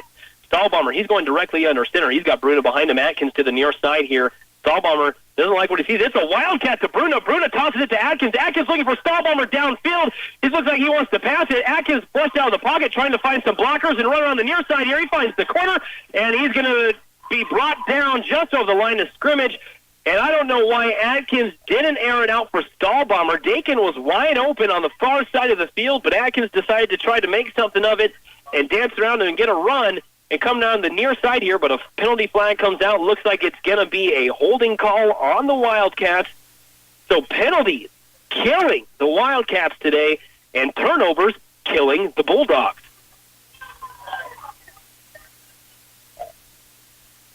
And it looks like it is on the Wildcats, and they're so close to their own end zone, it's half the distance to the goal. So 3 big plays, 1 dead ball, and 2 penalties negates the big plays. And now it is second down with 11 seconds to go in the second quarter, and it looks like Hanover is going to have the ball on their own 4-yard line. Wow, ladies and gentlemen, a weird, bizarre ending to our half here. 11 seconds to go. Hanover up 32-12. Second and 21. Ball on the 4. Stahlbomber, he's going to hand it off to Bruna. Bruna's bumbling his way up the middle, and he's going to be brought down. And Hoyer just wants to get out of this half before anything weird happens. And that's going to do it as the clock winds down in our second quarter of play, and that's going to do it for half. Hanover Wildcats up 32-12 here at Fisher Field, and we're going to take a break. From basic residential electrical services to large contract jobs, Hanover Electric is ready to take on your project. They also repair and service any plumbing, heating, and air conditioning problems you may have. Whether it's an emergency, daily service call, or new system installation, they are prepared to handle your needs. Your business and friendship is appreciated, and they look forward to being your source of electric, heating, AC, and plumbing solutions. Hanover Electric keeps everything running efficiently. Midwest Products is a leading provider of ready-mix concrete for commercial and residential projects. They can pour foundations for basements along with walls, driveways, steps, sidewalks, and patios. With state-approved plants in Hanover, Clay Center, and Washington, their local teams are prepared to serve every aspect of your project. They are proven experts who always deliver quality results. Customer service is and always will be the top priority. For your next concrete project, call Midwest Products at 800-371-2252. Bruna Implement, your local Case IH dealer, offers specialized repair services and maintenance on your machinery. See them for the best farm implements for the right job at the right price. Bruna Implement extends their support to the area student athletes in tournament action. They have enjoyed watching the teams play, improve, and grow as a team and as individuals. Congratulations to all the area high school teams for making it to the postseason playoffs. Bruna Implement is extremely proud of your success. High fives, school spirit, team pride, and good sportsmanship. This is what everyone likes to see at sporting events. R.L. Juneman Construction is proud of the Hanover Wildcats and the positive way they represent their families, school, and community. Whether you have kids participating or not, take this fun opportunity to cheer on the Wildcats in their sporting events throughout the year and watch them have their best game. Go get them, Wildcats, from your fans at R.L. Juneman Construction. Welcome back to Fisher Field, everyone. Here in Newton, Bryce Dolan alongside our studio engineer, Bernie Fancilla, here calling the Hanover Wildcats. And boy, do we have a ball game on our hands today, ladies and gentlemen. And the score at half is 32-12. But really, that does not explain the excitement we have seen here at Fisher Field today.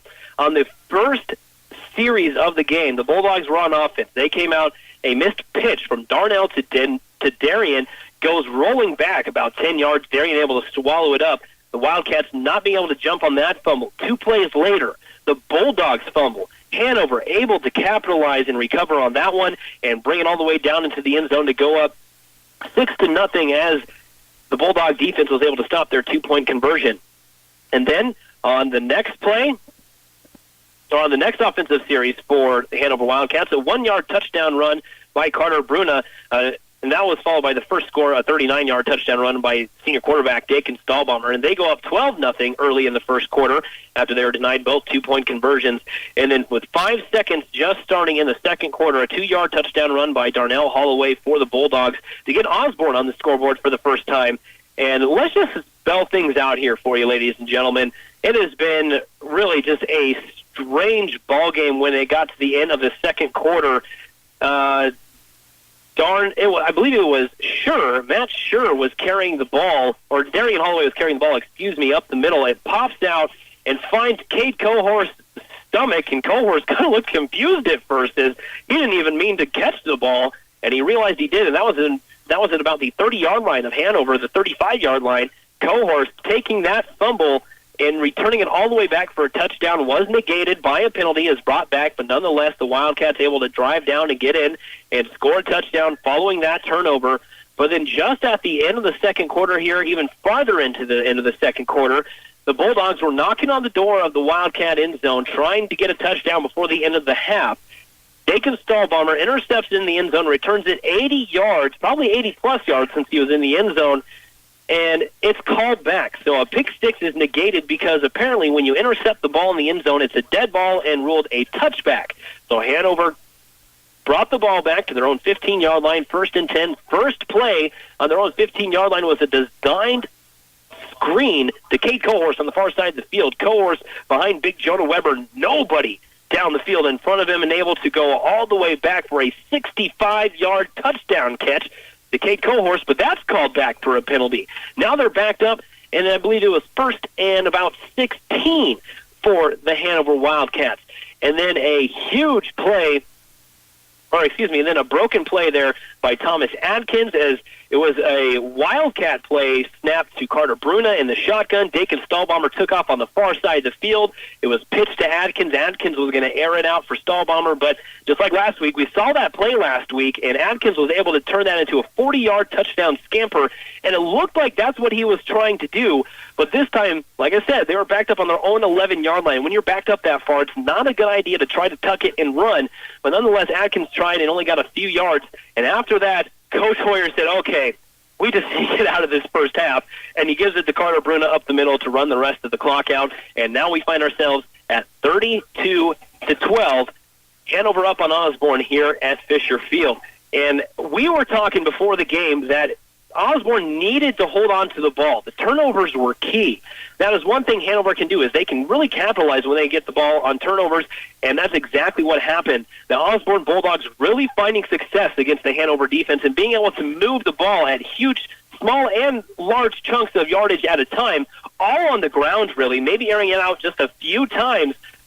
But then the fumbles negating a great offensive series for the Bulldogs on both of those drives. So Hanover able to capitalize on Bulldog mistakes, but the Bulldogs are playing the Wildcats tough. And now, ladies and gentlemen, this could be a problem for Hanover.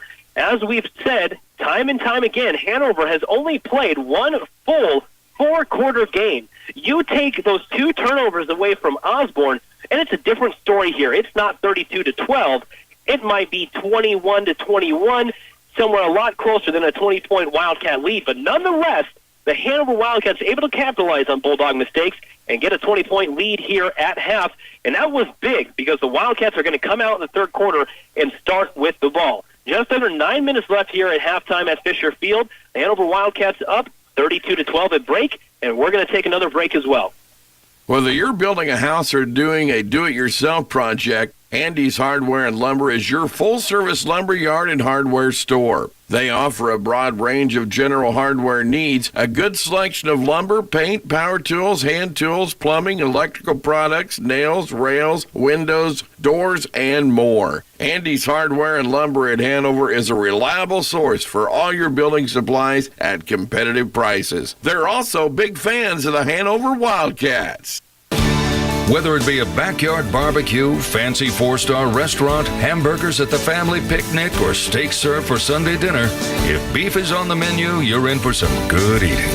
Our local livestock producers are some of the best in the world. We'd like to thank them for the continued business. Citizens State Bank, Marysville, Waterville, and Hanover. Member FDIC. We're just making a living, making things grow. Call Sapp Brothers of Hanover for bulk delivery of gasoline, diesel fuel, propane, and oil. wherever you live in north central Kansas. Sapp Brothers wants to be your reliable source of energy. Whether it's propane to heat your home or diesel fuel to power your farm equipment, they'll even deliver fuel to the field in your busiest season. From year to year and throughout every season, Sapp Brothers will keep you moving. Call them for a competitive fuel quote at 337-2446. Jones Trash Service provides residential and commercial waste pickup in Washington County. Their service is affordable, dependable, and professional. Jones Trash Service also offers roll-off containers to support your special projects. Whether it's renovation, cleanup, roof replacement, or yard clearing, they'll deliver the containers to you when you need it and remove it when your job is complete. Contact them for quotes for home or business trash service if you're not already on their route. Jones Trash Service of Washington. Welcome back to Fisher Field, everyone. Bryce Dolan here with your call today, along with our studio engineer, Bernie Fancella. And this isn't the only football that's going to be coming over your KCLY airwaves today. Coming up at 1 o'clock, Riley County is taking on Phillipsburg in their state title game in Salina. Rocky Downing and Phil Castor with that call here on KCLY. Again, that is set to start at 1 o'clock, so a ton of football action here on 100.9 FM. Here on KCLY today. A fantastic day for it, too. It is sunny, blue skies, just a few wisps of clouds, and really it is about, I would say, let's check my phone here, 65 degrees here in Newton, and it is a story of turnovers, ladies and gentlemen. If the Osborne Bulldogs could just hold on to those two fumbles, Hanover and the Bulldogs would just be in a neck-and-neck fight. But now the Wildcats find themselves up by 20 points. And coming out here in the second half, Hanover's going to start with the ball. So that was a huge turnover when Dakin Stahlbaumer was able to intercept that in the end zone and start with a touchback on their own 15-yard line to end that second quarter, because the Bulldogs were trying to score as they know they're going to come out on defense here in the third quarter. So really, that was a huge play by Dakin Stahlbaumer and by the Wildcat defense. So 3 turnovers. You got 2 fumble recoveries and now an interception by Dakin Stahlbaumer, and you take those 3 turnovers away, and it could be a lot closer ball game, but the Wildcats are up 32-12 on this warm end of November day here in Newton. And like I said, this isn't the only football action here on KCLY. Coming up at 1 o'clock, the kickoff with Riley County against Phillipsburg. Rocky Downing and Phil Casper with that call. But we're going to take another break here in sunny Newton at Fisher Field. You're listening to the Hanover Wildcats take on the Bulldogs of Osborne right here on KCLY. Hanover Hospital Warren Clinic cares for each member of your family and are committed to providing long-term solutions to your health care. Their primary care physicians provide wellness, screening and diagnostic and treatment services. A comprehensive group of physicians and an array of specialty services can meet your family's health care needs, from checkups, illness, injury, and maternity and pediatric services. Hanover Hospital Warren Clinic, helping patients obtain and maintain optimal health. Proud supporters of the Hanover Wildcats. When snow flies, you think about your beef herd and the quality Purina rations they need to weather Mother Nature's fury. And it's time to think about Farmers Cooperative Fall Cattle Protein Booking. Savings on protein tubs and blocks, range cubes, creep starter, and liquid feeds. All at special pricing to lock in great savings. See your local Purina expert at the Farmers Cooperative to book your order now through November 30th while supplies last. Farmers Cooperative. Instead of turning for home, here's a better idea. Go to Turn 4 Bar and Grill in Hanover. They're open from 4 to midnight Monday through Saturday, and they feature a variety of menu items such as sandwiches of all kinds, pizzas with your favorite toppings, and on Thursday nights, it's Mexican food night. If you're especially brave, you can try the specialty known as the Turn 4 Pizza from Hell. It might be a little spicy, but one thing's for sure, you'll have a good time at Turn 4 Bar and Grill in Hanover. Do you feel like your banker is on your side, like he's doing everything he can to help your business succeed? If you're working with the loan officers at the Bank of Palmer in either Palmer or Barnes, your answer will always be yes. They value their relationships with farmers, ranchers, and construction contractors, and they understand it's all about trust. When you need a loan for ag machinery, equipment, or real estate, talk with the folks at Bank of Palmer, member FDIC. Back here in Newton at Fisher Field, under 3 minutes on the scoreboard here left in halftime as the Osborne Bulldogs have made their way out of the locker room. The Wildcats have yet to be back on the field, and the Bulldogs have a not too steep of a mountain to climb as they have really found some success on the offensive side of the ball, and the Wildcats really having some trouble on defense stopping them. Osborne putting together several really good drives on their offensive unit, but then just the turnovers kill them. 2 fumbles and an interception, and you take those turnovers away, and it's a different ball game, but it's not. So Hanover's going to come out here in the second half. They're looking to put away this Bulldog team early and in this game early like they have done so much this season, regular season and the postseason. And now the Wildcats are coming out of the locker room, coming up the stairs, and making their way back out onto the field here in Newton. 2 minutes on the scoreboard. Not sure if they're going to add a couple more before we start the half, but the Hanover Wildcats are going to start with the ball. They're going to return it. And, boy, I forgot to mention the 68-yard touchdown return by Thomas Adkins. That was his moment to shine today, and we'll see if he has any other big moments today here in Newton. Just a little rundown of all the scores that has happened in the first quarter. In the first quarter, it was a 39-yard touchdown run by Dakin Stahlbomber, and then a 1-yard touchdown run by Carter Bruna. Going into the second quarter, just at the beginning, 5 seconds into the second quarter, Osborne scores with a 2-yard touchdown run by their quarterback, Darnell Holloway. But then Hanover answers with a 5-yard touchdown run by Dakin Stahlbomber, and the 2-point conversion is good from Carter Bruna. And that was a hard-fought 2-point conversion. And if that just gives you an idea of how good this Bulldog defense is they denied Hanover their first 2 2-point conversions, but Carter Bruna able to get in there for the third attempt. Then after that third Hanover touchdown in the second quarter, Osborne answers with a 1-yard touchdown run by Darian Holloway, Darnell's brother. And then on the ensuing kickoff, Thomas Adkins, 68-yard touchdown return for Hanover. Then Thomas Adkins again, a 20-yard touchdown catch for another Hanover touchdown. So Hanover putting in 2 touchdowns in the first quarter, 3 in the second quarter. Osborne finding the end zone twice in the second quarter as well, and that brings you to our 32-12. 30 seconds left here in halftime, and we're going to take a quick break, and when we come back, we'll have your second half action. As a farmer trying to grow the best crop you can, we know you need top seed genetics, great weed control, and the nutrients to allow your crop to produce a high yield. Sump Ag is a farming business that understands the challenges you face daily to try to produce a crop. Let them help serve you on your farm to meet your needs with leading genetics, such as LG corn and their soybean lineup, quality herbicides, and advice to keep your fields clean, and fertilizer to maximize potential. Call or visit sumpag.com. If you're inspired to throw the best party for a friend, an anniversary, dinner for your employees, or any other special occasion that calls for delicious food, Ricky's Cafe in Hanover has you covered. They offer catering services in the entire KCLY listing area with competitive prices. Give them a call and see what's on the menu for your big event. Catering is a solution for feeding large groups of people, and Ricky's Cafe knows how to make mouths water. Ricky's Cafe in Hanover, catering to all your celebrations. Welcome back here at Fisher Field in Newton, everyone, and we do have a good ball game on our hands. The 20-point lead by the Hanover Wildcats, 32-12, really doesn't reflect how this ball game has gone. 3 turnovers from Osborne, 2 fumbles, and an interception. You take those away, and then we have a different story here. But that seems to be the theme with this Hanover team. They capitalize on turnovers, and they're able to also capitalize on broken plays. I have yet to see a team be this good when their quarterback is flushed out of the pocket and it is a broken play, and they're able to make something of it. But nonetheless, the Wildcats able to capitalize on the 2 fumbles, on the interception by Dakin Stahlbomber. That was actually should have been a pick 6 for 80-plus yards. Was blown a dead ball in the end zone, goes back for a touchback, and Coach Hoyer, after a few weird plays, a huge screen by Cade Cohorse gets called back, all the way back. Coach Hoyer just said, okay, let's get out of this first half and go get ready for the third quarter, and that's what they're doing right now as the Wildcats are warming up. The Osborne Bulldogs are huddling up, and this isn't the only football action you'll hear on KCLY today, ladies and gentlemen.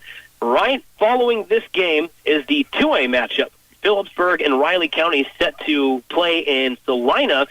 Their kickoff is set for 1 p.m., and as soon as we wrap up things here in Newton, we're going to give it over to Rocky Downing and Phil Casper for that call for that 2A state title game between Riley County and Phillipsburg. So several KCLY teams making it to the state title game this year, and we are happy to cover them here on 100.9 FM, as it is always a good time to watch some good football and some good athletes. 32-12, just under a minute before we start our second half action.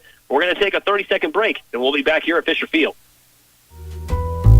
During the holiday season, families gather around to stream Christmas movies, take family selfies, Snapchat kids singing carols, and Instagram their cookie recipes.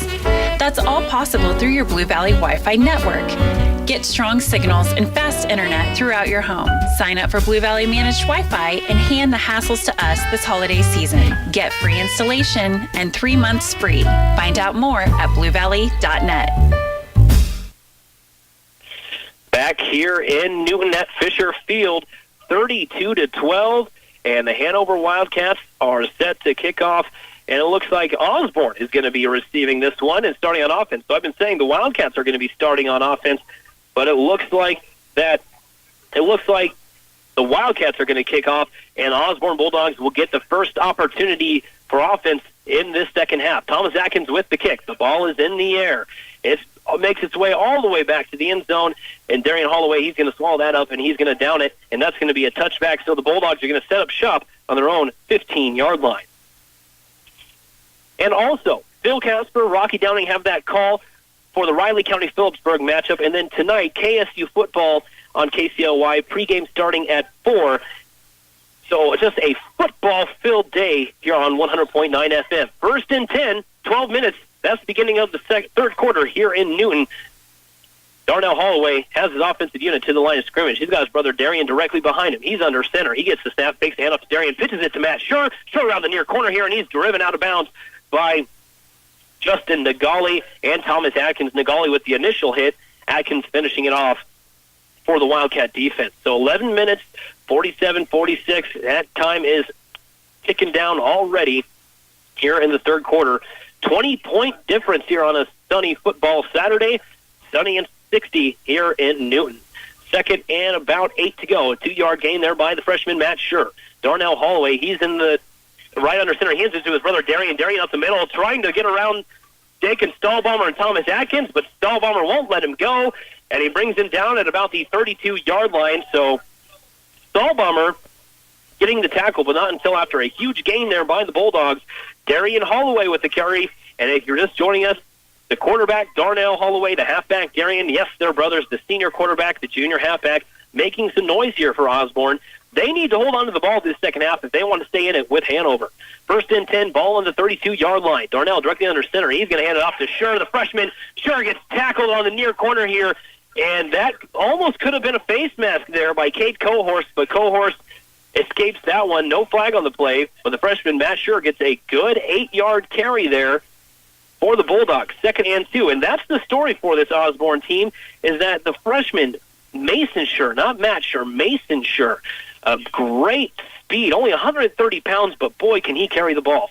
Second and 2, Darnell, he's going to hand it off to his brother, and Darian just falls forward to get that first down and stumbles into Hanover territory. First and 10 for the Bulldogs. And I've said this at halftime and in the first half, ladies and gentlemen, the Bulldogs have found success on the ground. The Wildcats are having trouble stopping them on defense, but then just crucial mistakes by Osborne. It's really keeping them out of this game. But let's see if they can hold on to the ball, or if the Wildcats can get a stop or possibly another turnover. That's going to set up first and 10 now in Hanover territory on the 32-yard line. Darnell's going to go directly under center. Schur to his right. Darian right behind him. He's going to get the snap, pitch it to Schur. Schur following Darian around the far corner, and he's met in the backfield by Dakin Stahlbaumer. A good tackle there by the senior, making it happen on offense and in defense. A tackle for loss. A good read there by the senior quarterback. That's going to bring up a second and about 13. Ball now on the 35-yard line, under 10 minutes here in the third quarter. Hanover leading 32-12. Let's see if this Wildcat defense can keep putting some pressure on the Bulldogs. Second and 13. Ball on the 35. Darnell under center. Darian directly behind him. He's got Mason Schur to his right. He motions Schur across to the near side. He's going to fake the handoff to Schur. He's going to pass it to his brother Darian down the middle of the field, and he goes way over him. And that was Stahlbomber trying to reach out and bring that one in for his would have been second interception, but ends up knocking it down for an incomplete pass. So that's going to stop the clock. 9 minutes, 32 seconds to go. Stahlbomber looks a little hurt there on the play. He's grabbing at his elbow a little bit, but I think that's more frustration than pain that he's shaking off, because he saw that ball coming and he had a chance to haul that one in. If he was 1 or 2 steps deeper, that would have been an interception by Dakin Stahlbomber. Nonetheless, 3rd and 13, clock at 9:32. Ball on the 35. Darnell directly under center. Darian behind him. He motions Schur to the far side. He steps back to pass. He's going to bring it in and run. Going to the far side, trying to dance around some Wildcats, and he's brought down by 16 Cade Cohorse, but not until he gets a good about 8-yard gain on the play, and that's going to bring up a manageable 4th down. So originally designed pass play, Darnell pulls it in, doesn't find anybody, and he goes from 3rd and 13 to 4th and 4. So a manageable 4th down, but a big 4th down for the Bulldogs. They can't turn it over. 9 minutes to go here in the third, 32-12, Hanover leading. Ball now on the 26-yard line in Hanover territory. Darnell directly under center. Darian behind him. He motions Schur across to the far side, fakes the pitch to Darian. He goes over the top, finds a receiver, and Thomas Atkins trying to make the tackle, and he makes a move, and Atkins falls down to the turf, and that's Cade Miller with the touchdown reception there for the Bulldogs. Thomas Atkins had him dead to rights in the open field, but Miller is quick and put a move on Atkins, and Atkins fell down, and Miller goes right around him for a Bulldog touchdown. So Thomas Atkins getting fooled on the play there on a good pass play from the senior quarterback to the senior tight end, Cade Miller. Now we're at 32-18. Bulldogs setting up for a 2-point conversion. Darnell under center. Darian behind him. He's going to turn around, follow Darian and Schur to the near side, pushes over some tacklers, lowers his shoulder, and he falls into the end zone, and the 2-point conversion is good. So after a huge pass to Cade Miller and a 2-point conversion, it's 32-20 with under 9 minutes to go here in the third quarter. So really, we thought Hanover was going to get the ball to start the second half. The Bulldogs get the ball to start the second half, and they march it down to the end zone. 32-20. We're going to take a break. Insuring the Heartland. The Dragaston Insurance Agency and Buckeye Insurance Group can assist you with the best price and product for today's farm insurance. Call the Dragaston Agency at 785-325-2263 and ask for Justin for your complete financial insurance analysis and quote. The Dragaston Agency and Buckeye Insurance Group provide quality products and service in today's market. Customer service is what they offer, along with fair premiums and personal contact. The Dragaston Agency in Washington and Concordia. Welcome back to Fisher Field, everyone, here in Newton. And after a quick Hanover touchdown, the Osborne Bulldogs are able to score and really cut that lead. Okay, so what we have here is just a really two good offensive units, ladies and gentlemen. The defense for the Wildcats really having trouble stopping the run of Osborne, and then right when they get the run stopped, Darnell Holloway stops back and airs it out and finds Cade Miller. And Cade Miller putting quite the move on Thomas Atkins to find the end zone, and that is a touchdown for the Bulldogs, 32-20. Here's the kick. Thomas Atkins back to return it for the Wildcats. He's going to go around the far side trying to find some room. He's at the 20-yard line, and he's drilled by the Bulldogs and brought down at about the 19. So after a nice touchdown toss to Cade Miller for about a 26-yard touchdown toss to Cade Miller, Thomas Atkins returns it to the 19-yard line for the Hanover Wildcats for them to start their offensive unit.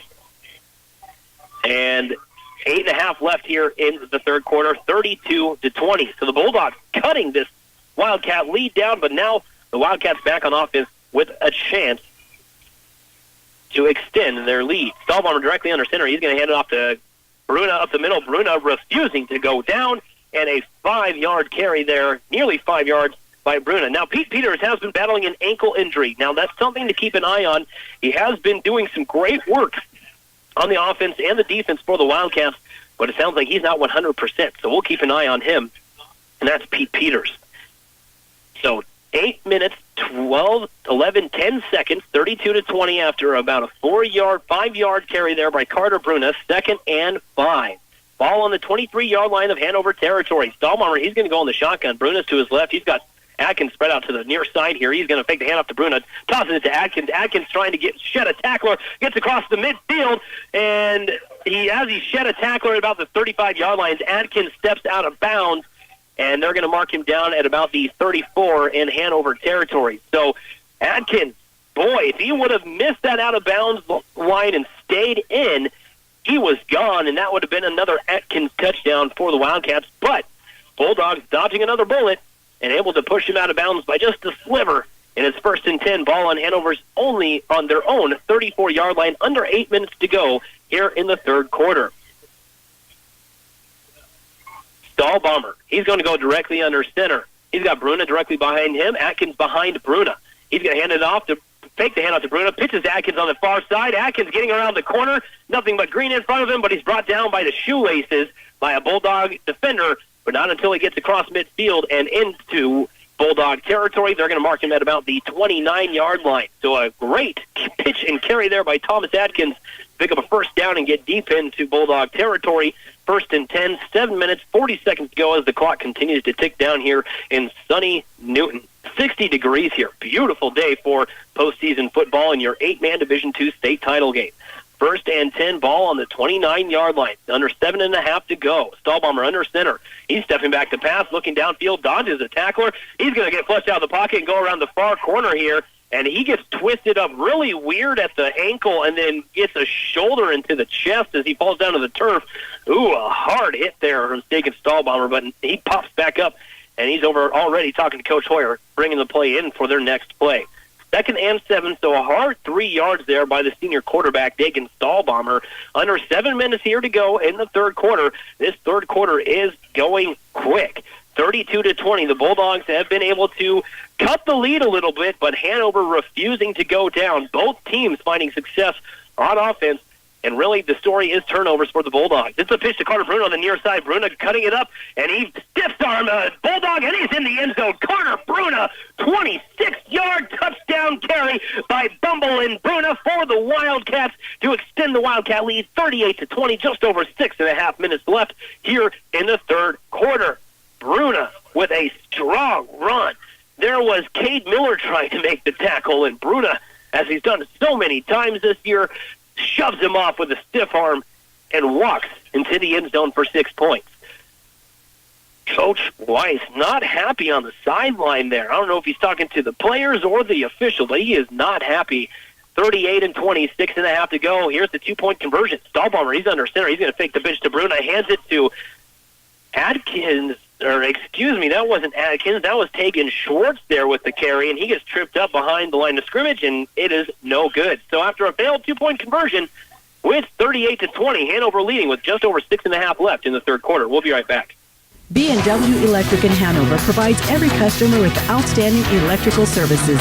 From rewiring jobs, installations, new construction, and even backhoe work, they are ready to tackle any project for your home or business. They also carry Rheem air conditioners and furnace units if yours needs replacing. With attention to detail and a sense of pride in their work, B&W Electric will complete any job with professionalism. Have them check your system and go with a Rheem AC or furnace for year-round comfort. Welcome back to Fisher Field, everyone. A sunny day for some football here at Fisher Field. The Hanover Wildcats extending their lead over the Bulldogs of Osborne, 38-20. 6 minutes, 37 seconds to go here in the second quarter, and that was a 26-yard touchdown run by Carter Bruna, and he shoves off a tackler. That was the senior end, Caden Miller, with the attempted tackle, and Carter Bruna with a strong 26-yard touchdown run for Hanover. Now, here's a kick from Thomas Atkins. The Bulldogs are going to bring it out. He finds some room. Atkins is the only one left to make the tackle, and he gets fooled again. That's Cade Miller. Cade Miller down the field at the 10, the 5, touchdown, Cade Miller. Wow. Cade Miller putting the moves on Thomas Atkins, the kicker, the only Wildcat left. So after a 68-yard touchdown return from Thomas Atkins in the second quarter, the Osborne Bulldogs themselves get a kick return for a touchdown to make it 38-26. Wow. What a ball game here in Newton. These Bulldogs refusing to go down. And like I said, ladies and gentlemen, you take away 3 turnovers from Osborne, And this game is neck and neck. As they're coming out, 6 minutes, 25 seconds left on the clock. They're setting up for a 2-point conversion to try to cut this lead even further. Holloway in the shotgun. Darian to his right. He's going to follow Darian around the near corner, trying to get in the end zone for the 2 points. And he skips in just ahead of the pylon for 2. And that's 2 points. So after a kick return for a touchdown by the senior Cade Miller, the 2 points is good by Darnell Holloway. And it's now 38-28, 6 minutes, 25 seconds to go in the third. We're going to be right back here at Fisher Field. Before a room can be decorated, furnished, or moved into, it must have a substantial floor. When chosen with care, the best flooring options will set the stage for many years of good looks, durability, and comfort. Wardcraft Home Store has a range of options for every room in your home. Look over the Mohawk carpet style choices or pick something out in a luxury vinyl that offers the look of tile or wood. See the quality flooring selection in stock at Wardcraft Home Store on the north side of the square in Clay Center.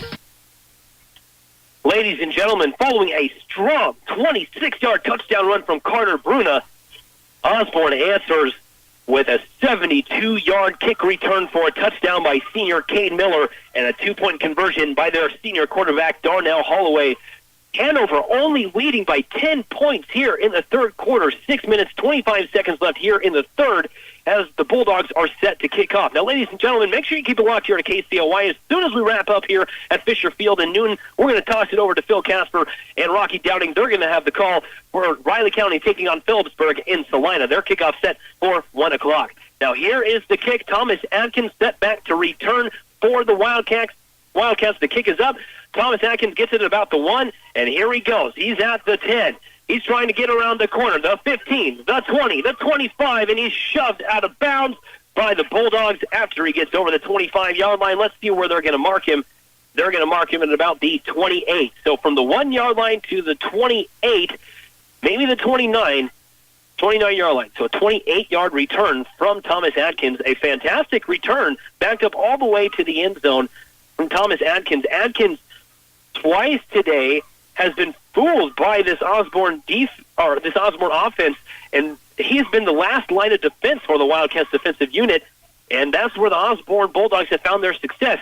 Now the Wildcats need to answer after about a 72-yard return by senior Cade Miller for the Bulldogs. Stahlbomber, he's got his teammates spread out. He's in the shotgun. He's going to immediately take it around the far corner, trying to find some room, and he's brought down just over the line of scrimmage under about a 2-3-yard gain on the play. And Coach Hoyer, not really knowing what's going on there, as an Osborne Bulldog kind of danced over to him and got in his face. I don't really understand. Hoyer kind of put his hands up like, okay, I don't really know what you're doing here, bud. And that Bulldog made his way back to the huddle. Nonetheless, a 3-yard run there by the senior quarterback, Dakin Stahlbomber. 2nd and 7. Ball is on the 32-yard line in Hanover territory. 5 minutes, 40 seconds to go. 38-28. Hanover leading. Stahlbomber, he's in the shotgun. He's got Atkins spread to the right side, to the near side here. He tosses it to Atkins. Atkins shoves a Bulldog to the turf with a stiff arm, and then he gets hit out of bounds at the 40-yard line. Thomas Atkins, boy, what a good shove off his tackler there to get a couple more yards on the play, but they're going to mark him way back. Man, I thought he got out at about the 40-yard line, but they're marking him back at the 36.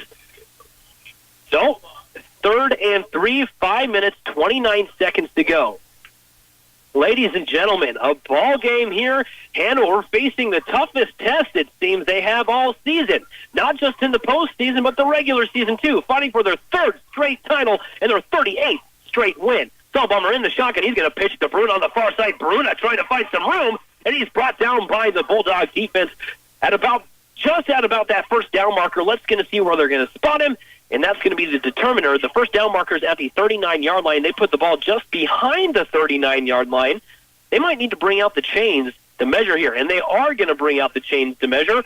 5 minutes, 10 seconds left here in the third quarter. It's 3rd down, and let's see where they're going to mark it. Now, the tip of that ball is just over that 39-yard line. It looks, on my point of view, that first down marker is on the middle of that yard marker for the 39-yarder, and they're extending the chain here. Let's see. And it looks like it's going to be a few inches short, about 3 to 4 inches.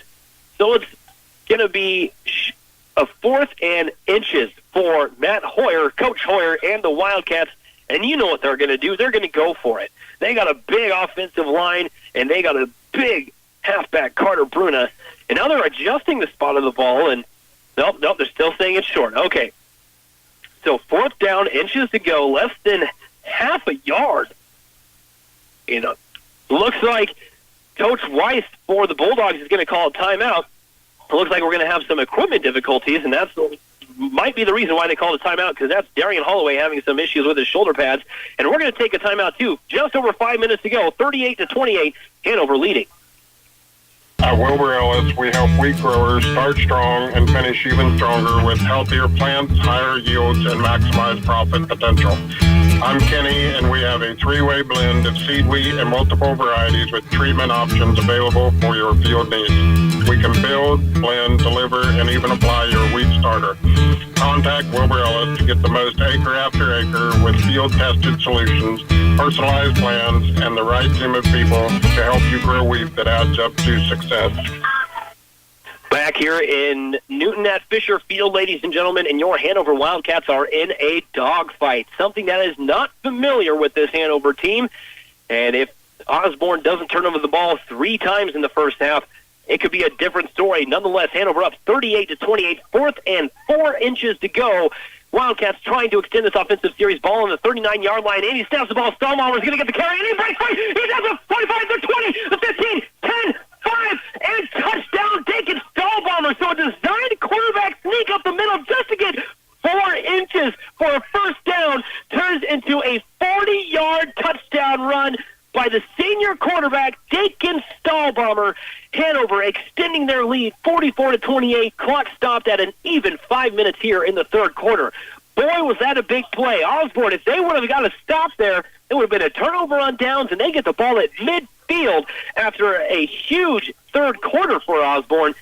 But Dakin bounces it out to the near side here and gets all the way down to the end zone for a 40-yard touchdown run by the senior quarterback, and he brings out his offensive unit for a 2-point conversion. He's going to go in the shotgun. He's got Cohorse to his right. He's got Atkins motioning across, and he's got Justin Nagali going out for a pass, too. He finds Bruna in the far corner of the end zone. Bruna hauls it in. One-handed grab by Carter Bruna. He hauls it in for a 2-point conversion. Boy, howdy, ladies and gentlemen. These Hanover Wildcats came to play today. A one-handed catch by Carter Bruna for a 2-point conversion. 46-28, 5 minutes left in the third. We'll be right back. Clay Center Family Physicians have 10 highly trained and board-certified medical providers. From pregnancy through every stage of life, we are committed to serving you and your family's needs.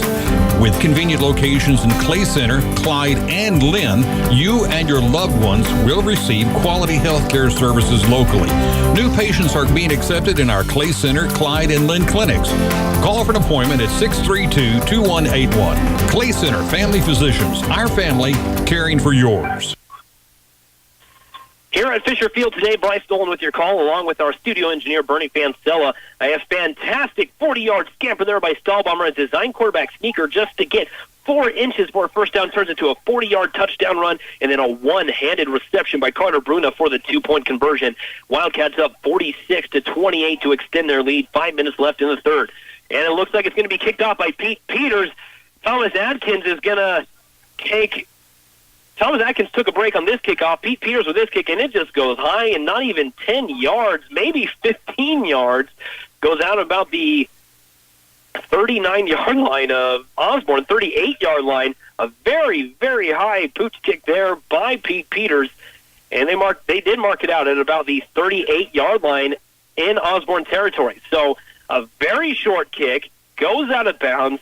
The flag gets thrown because it goes out of bounds. It's the third flag Hanover has drawn with kicks out of bounds, and that's going to put Osborne in prime position to score on this offensive series. Ladies and gentlemen, this is trouble for the Hanover Wildcats. The defense is having trouble stopping this Osborne offensive unit, and now they're going to start this series in Hanover territory. They're going to put the ball just over midfield on the Hanover's 39-yard line, 1st and 10. Let's see what they do. A different set here as Darnell is in the shotgun. He's just going to keep it right away and try to run. He pitches it to his brother Darian on the near corner here, and Darian dances out of bounds before even getting back to the original line of scrimmage, so about a yard loss on the play. Ladies and gentlemen, if you're looking at your radio dials, Osborne Bulldogs are going from left to right. Hanover Wildcats going from right to left. That will flip-flop here at the end of this third quarter. But nonetheless, Darian Holloway getting a pitch from his brother Darnell dances out of bounds after a 1-yard loss, getting forced out of bounds by the Wildcat defense. 2nd and 11, ball at midfield on the 40-yard line. Darnell under center. He's going to turn around and pick the hand off to Darian. He's going to keep it himself, trying to cut it upfield, and he gets a good maybe 5-yard gain on the play. Ball was at the 40-yard line, and they're going to mark him down just shy of that 35-yard line, in between the 36 and the 35, and that's going to bring up a 3rd and I would say about 6. So a long 3rd down, but a manageable 3rd down. 4.5 minutes left here in the third quarter, 46-28. Osborne with the ball. 3rd and 6, ball on the 35 in Hanover territory. Darnell, he's going to get the snap. He's just going to try to go up the middle, and he's met hard by that big front of the Wildcat defense. Pete Peters and Jonah Weber and Cade Cohorst. Those are 3 guys that I would not want to get hit by, let alone all 3 at the same time. So about essentially no gain on the play. That's going to bring up a 4th and 6 with just under 4 minutes to go. Ladies and gentlemen, we have a ball game on our hands. Osborne making some adjustments at halftime and really coming out and giving it to the Wildcat defense. The Wildcat defense trying to get a stop here on 4th down to get a turnover on down. 4th and 6, ball on the 35, under 4 minutes to go in the third. Darnell's going to step back and pass. He finds Kate Miller in the middle of the field. He sheds off Stahlbomber, gets a block, and he's hit out of bounds. No, he stays inbounds. Thomas Atkins misses the tackle, and Carter Bruna able to bring him down, but not until he gets inside the 10-yard line. That's going to set up a 1st and goal for the Bulldogs, and that is exactly what needed to happen. So we see a 4th and 6 turn into a 1st and goal for the Bulldogs after a 4th and inches for Hanover turned into a 40-yard touchdown run. But it is a flag. There is a flag on the play, and he's discussing with the Wildcats, so it looks like it is going to come back. And it is holding on Osborne. So after a huge gain there, a pitch and catch from the senior quarterback, Darnell Holloway, to the senior end, Cade Miller, gets inside the 10-yard line, and it's negated by a holding penalty. So it will be 1st and 10. They do get a renewed set of downs, but now the ball is back on the 29-yard line instead of the 9-yard line. 3 minutes, 32 seconds to go, 46-28, Wildcats leading. Darnell directly under center, Darian behind him. He's going to pitch to Darian around the near corner here, following Sure for a block, and Darian brought down just inside that 35-yard line. Looks like they're probably going to mark him down at the 35-yard line, 25-yard line. So a good 4-yard gain there on the play makes it 2nd and 6. 3 minutes, 10 seconds to go here in the third, 46-28.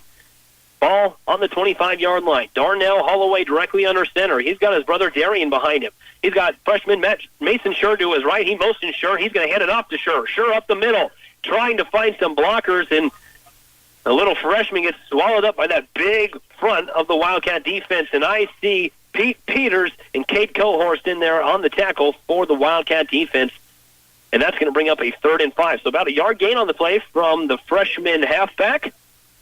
And now 2.5 minutes left in the third quarter. 46-28, ball now on the 24-yard line. Osborne Bulldogs trying to find the end zone for the 3rd time this third quarter. And it looks like Darnell's going to start in the shotgun. Darian directly behind him. He's got 1 spread to the far side, 2 spread to the near side. He's just going to take the snap and run up the middle. He finds some room. He lowers his shoulder, and he gets stopped. Dakin Stahlbomber holding on to his legs, trying to bring him down, and then brought up met at the shoulders was Carter Bruna. But not until after they get a 1st down to move the chains. 1st and 10, ball on the 16-yard line. 1st and 10, 46-28. Just over 2 minutes to go in the third quarter.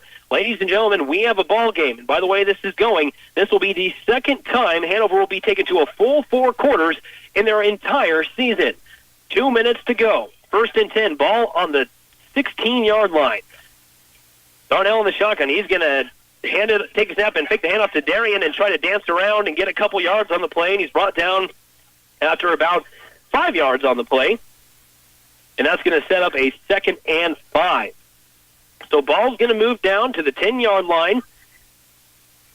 A 6-yard gain. So 2nd and 4. Ball now on the 10-yard line. Minute and a half left here in the third quarter. 46-28. Bulldogs trying to swim this Hanover lead with another score here in the third quarter. This would be their third visit to the end zone in the third quarter. Darnell Holloway's looking around. He's going directly under center. He's got Darian behind him. He motions Sure across to the far side. He's got one spread to the near side. He hands off to Darian up the middle. Darian finds some room, and he's in for a touchdown. A good 10-yard carry there by Darian Holloway for the third Bulldog touchdown of the quarter, and that's going to cut the lead 46-34. So, ladies and gentlemen, don't count these Bulldogs out yet. They're refusing to go down without a fight. 1 minute, 14 seconds left here in the third quarter, 46-34. Hanover holding on to that lead. As the Bulldogs come out and set up for a 2-point conversion, Darnell directly under center. He's got Darian behind him. He motions Sure once again. He's going to keep it. He's going to pitch it to Sure on the near side here, trying to get around the corner, and he's going to be almost brought down at the goal line, but he gets tripped up by Justin Nagali, and Thomas Adkins aren't able to bring him down before he gets across the end zone for another 2 points. And the Bulldogs coming within 10 points now, 46-36, 1 minute, 14 seconds left in the third quarter. We'll be right back here at Fisher Field.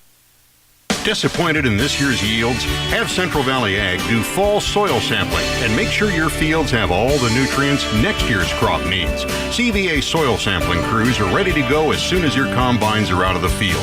Grid or zone sampling can guide fall variable rate fertilizer application and let you know if you're short on any trace minerals. Talk to your CVA field sales agronomist about building a fertility game plan for next spring and beyond.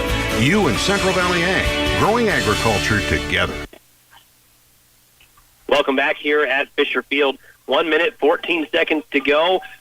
Hanover holding on to a 10-point lead, 46-36.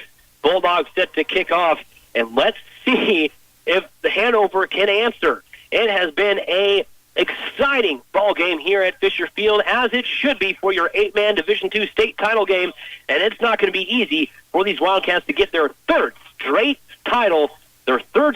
state title here in Newton. A wonderful run there by the freshman Mason Sure to get the 2-point conversion for the Bulldogs to cut the lead down to 10 points. Now here's the kick. Thomas Atkins back to receive for the Wildcats, and it's kind of a squib kick, and it's picked up by Tegan Schwartz in the middle of the field. Schwartz trying to make something of it after he kind of fumbled it a little bit. It goes between his legs, and he's going to be brought down at about the 26-yard line, 1st and 10 for Hanover, as they set up with just over a minute left here in the third quarter. So, ladies and gentlemen, Hanover going to be taking all 4 quarters. You're starting to see some hands on hips for the Wildcats. They might be getting a little tired, and rightfully so, as it's hitting almost 65 degrees here in Newton, a warm end of November football game here at Fisher Field. Here we go. Stahlbaumer, he comes out directly under center. Atkins out to the far side. He's got Bruna directly behind him. He's going to step back, hands to Bruna up the middle. Bruna gets brought down at the feet, maybe 2-yard gain on the play, and that's going to set up maybe a 2nd and 8.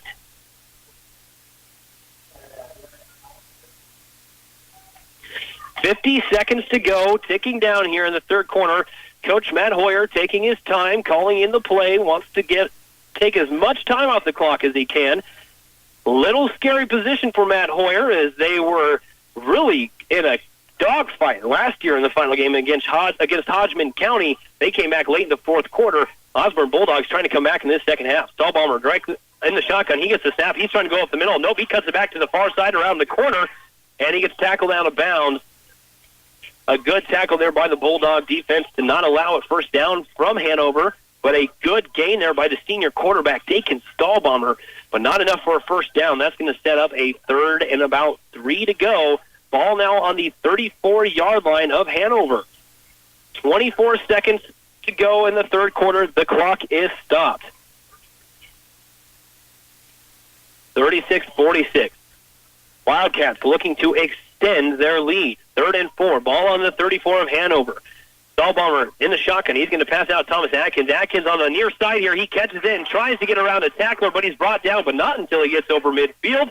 And that's going to set up a 1st and 10. Ball on the 37-yard line in Bulldog territory. 18 seconds left on the clock. That clock is going to continue to tick down once they get the chain set. And we'll see if Coach Hoyer is going to call into play or if he's just going to kind of wait for this clock to run out. And he's keeping Stahlbaumer near the sideline, and that's going to do it. 10 seconds left. They're going to run out the clock. 46-36 as we head into the 4th quarter here at Fisher Field. We'll be right back. TSI Kansas now offers 24/7 road service for your repair needs. You can rely on TSI to get you back on the road and at a fair price. Whether it's tires, brakes, or engine trouble, our skilled mechanics can get you back in the field or on the road. So if you find yourself broke down on the road or on the farm, call TSI Kansas, your local full-service diesel repair shop. 785-632-5183. Help enhance your everyday experience with a selection of diabetic shoes at Patterson Health Mart and Radio Shack.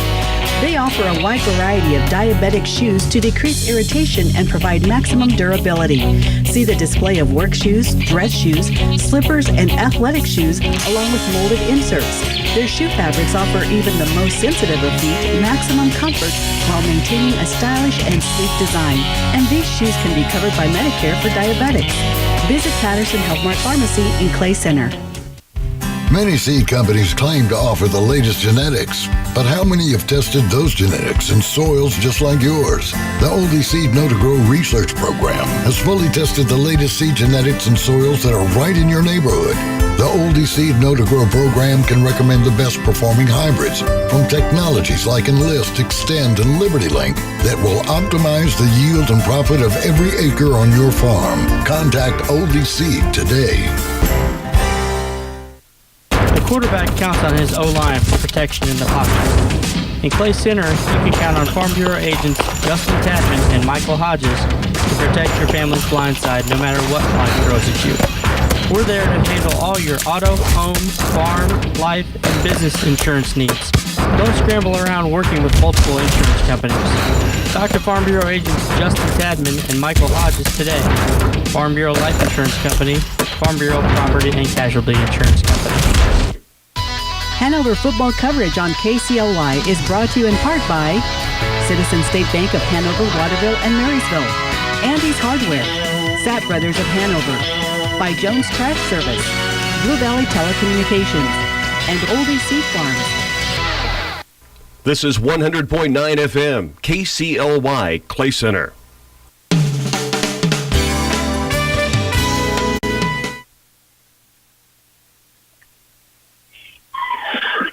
Welcome back here to Fisher Field at the start of your 4th quarter. Carter Bruno with a short run and then a huge 34-yard pass to Pete Peters from Dakin Stahlbaumer for a touchdown in the 4th quarter, 52-36 early in the 4th quarter. Now it's set up for a 2-point conversion. A pitch to Thomas Atkins. Atkins gets bounced out in the back, trying to find some room to get around the corner to the 2-point conversion, and that 2 points is no good. Nonetheless, a 34-yard touchdown pass from Dakin Stahlbaumer to Pete Peters to extend the Wildcat lead 52-36. 11 minutes, 13 seconds left here in the 4th quarter. We're going to take a quick break, and we'll be back in 30. Football coverage on KCLY is brought to you in part by Raz Automotive, Anders Feifele Funeral Home, GTB Custom Meats, by Shirley Signs, Fritz Oil, Nelson's Landing, Wilbur Ellis, Clay County Medical Center, and Midstate Mechanical, Manhattan. Raz Automotive of Riley congratulates the Riley County Falcons on their outstanding football season and wishes them continued success at state. Raz Automotive is a full-service shop that provides work on all makes and models of vehicles. Their service goes beyond taking care of vehicles. They also believe in great customer service. Josh and Wade approach each job with the same dedication to excellence. They are honest, hardworking professionals that truly care about you and your car. Go get them, Falcons. Thomas Atkins set to kick off for the Wildcats after a 30-yard touchdown catch from Pete Peters. Phil Casper and Rocky Downing in Salina right now, ready for kickoff between Riley County and Phillipsburg. Rocky, how's it looking out there? Yeah, Bryce, as you've mentioned, gorgeous day. Riley County is taking the field right now. The kickoff about to get underway here at the 2A state championships. We'll bounce it back and forth from Newton to here in Salina. But Riley County right now, the kickoff from Tyler Beckman about to go in the Class 2A state championships. Hanover in a dogfight, we know, against the Dogs of Osborne. Here's the Riley County kick taken back at the 10-yard line. Return out to the 15, the 20. Here the sideline left, 25, 27-yard line. Great tackle in the open field by the Falcons. Bryce, take that Hanover game home. We'll check back in as soon as we can. Osborne returning that kick from Thomas Atkins all the way into Hanover territory at about the 33-yard line as they set up for their first offensive play for this series. And it looks like it's going to be a handoff and a good carry there by the Bulldogs. It's going to set up a 2nd and 6. And as you heard Rocky just say, we're going to be bouncing back between Newton and Salina here as Riley County and Phillipsburg just got underway in Salina in their 2A state title game. But nonetheless, the Wildcats trying to get out of here with their third straight state title win in Newton. 10.5 left in the fourth. 52-36. 2nd and 6. Ball now on the 29-yard line in Wildcat territory. Darnell, he's going to keep it, and he's going to go around the near corner here before he's brought down at the 20-yard line. That's where they're going to mark the ball. And after that carry, that's going to set a new set of downs for the Bulldogs. And we have seen this time and time again, ladies and gentlemen. The Bulldogs are having no problem moving the ball on this Wildcat defense. So the Wildcats now backed up as they're knocking on the door of the red zone. Once again, 10 minutes, 18 seconds to go. 1st and 10, ball on the 20. Darnell Holloway directly under center. Darian right behind him. He's going to get the snap. He motions sure. He's going to hand it off to Darian up the middle, and Darian is met right away, but he sheds a tackler, and Dakin Stahlbaumer with a touchdown-saving tackle, bringing down Darian Holloway at about the 12-yard line, 13, in between the 12 and 13-yard line there. Really, if he would have spun out of that tackle there by Dakin Stahlbaumer, that would have been a Bulldog touchdown. Nonetheless, it stopped, and we're at 2nd and 3, ball on the 13-yard line. 9 minutes, 40 seconds to go, 52-36. The Wildcats trying to get out of here with their 38th straight win and their 3rd straight state title. Darnell, he's going to go directly under center, now in the red zone. Darian behind him, Sure to his right. He's going to motion Sure across. He's going to step back, fake the pitch to Sure, and hand it off to Darian up the middle. Darian goes right through that Wildcat defense until he's stopped by Justin Nagali just ahead of that 5-yard line. They're going to mark him down at about the 6. First down and goal. 1st and goal with 6 to go. 9 minutes, 22 seconds to go. The Bulldogs knocking on the door of the end zone. And the Bulldogs refusing to go down in this second half as they have really found success against this Wildcat defense. Ball on the 6-yard line. 1st and goal. 9 minutes to go. Darnell directly under center. Darian behind him. He motions Sure. He's going to hand it off to his brother up the middle again. And Darian sees that yellow goal line, but he gets stopped by Carter Bruna. And they're going to mark him down at about the 2-yard line. So 2nd and goal, ball on the 2-yard line. Bulldogs trying to get into the end zone again. And this will be the first time they see the end zone in the 4th quarter. But they have been quite successful here in the second half. Darnell directly under center. Darian behind him. He's got 2 players spread out to the far side. He gets the snap. He's going to turn around and follow his brother around the far corner trying to find the blocker, and he does. Touchdown Bulldogs. That's going to cut the lead 52-42. 8 minutes, 29 seconds to go, and they're going to set up for their 2-point conversion. And as they set up, let's check in with Rocky Downing. Yeah, Bryce, it's been a great start for Riley County. Phillipsburg was driving, headed out to about the midfield stripe, and a fumble was forced on the sideline, recovered by Trey Harmison. And then Nick Allen got a run out to the right side. Now a pass play downfield for Riley County. They are moving. They're at the Phillipsburg 36-yard line right now. Riley County's opening possession. They have been able to force the fumble, have the football at the Phillipsburg 36. They're faced with 2nd down and 4. I'll give you this call real quickly, Bryce, and we'll jump it back over to Newton as Harmison lines up in the shotgun. He has a snap to the quarterback. He runs right side. Mikey Wagner with it now. He'll take it the 1st down yardage inside the 30. Riley County marching here. Bryce, let's take it back over to you in Newton. Thanks, Rocky. Riley County finding some success early on in their matchup against Phillipsburg. Back here in Newton, Cade Cohorst with a massive tackle, a hard hit on Darnell Holloway to deny the 2-point conversion. Ladies and gentlemen, 8 minutes, 29 seconds to go here in the fourth quarter. Hanover leading only by 10, 52-42, as they're set to return this kickoff. Now, ladies and gentlemen, this Wildcat team has only been a full 4 quarters once this year against the Axtell Eagles early on in the regular season. Meeting up again with the Eagles last week, they were able to point them with 9 minutes and 12 seconds left in the fourth quarter, and it looks like this one is going to go the distance. 8 minutes, 29 seconds, 52-42. Thomas Atkins set to return. No, that is Thomas Atkins set to return for the Wildcats. And Pete Peters had that last kick for the Wildcats, and that was a pooch kick. And we saw Atkins come in and take over the kicking responsibilities. And now, actually, Atkins is up on the front line. I can't quite see his number back there. I think that's Cohorse might be back there to return this kick. But nonetheless, that kick actually went out of bounds. And that was number 21, Colin Juneman, that was going to return that one. But that kick went clear out of bounds for a touchback. And the Hanover Wildcats are going to set up a 1st and 10 for their offensive series here with 8 minutes, 29 seconds left. Let's take a quick check-in with Rocky. You bet, Bryce. 1st down and 15. Riley County Falcons have it now at the Phillipsburg 33. There is a second straight procedure call against the Riley County Falcons, who forced the turnover, recovered by Trey Harmison, and then have been able to march it down the field. But right now it is Riley County faced with a 2nd down and 20 at the Phillipsburg 35-yard line. All right, thanks, Rocky. Back here in Newton as the Bulldogs are setting up, Hanover sets up for a 1st and 10. And it looks like Carter Bruna on the carry as he goes right up the middle for a good 4-yard gain on the play. That's going to set up a 2nd and 6 as the clock continues to wind down just over 8 minutes. 8 minutes, 10, 9, 8, 7 seconds to go. 52-42, 10-point ball game here at Fisher Field. The Wildcats in a dogfight, trying to get their 4th state title in 5 years and their 3rd straight title with their 38th consecutive win. Stahlbomber directly under center. He's going to hand it off to Carter Bruna up the middle. Bruna again gets stuffed just after the line of scrimmage, and he's going to go down after maybe a yard gain on the play. So expect this, ladies and gentlemen, that Coach Hoyer, he's going to try to keep it on the ground as much as possible so we can keep this clock rolling. And at the conclusion of this game, we're going to switch it right over to Rocky in Salina to get that matchup with Phillipsburg and Riley County. And then don't forget, at 4 o'clock later this afternoon, pregame starts for Kansas State football.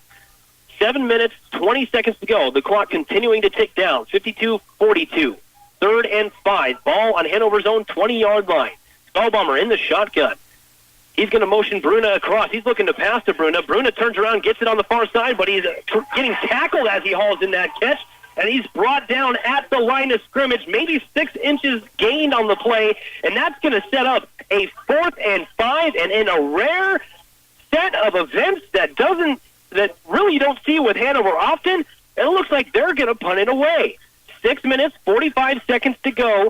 They're just going to let this clock keep ticking down before they punt it away. Looks like Dakin Stahlbomber's back to punt for the Wildcats. So in a rare punting position for Hanover, they don't do this a lot, ladies and gentlemen.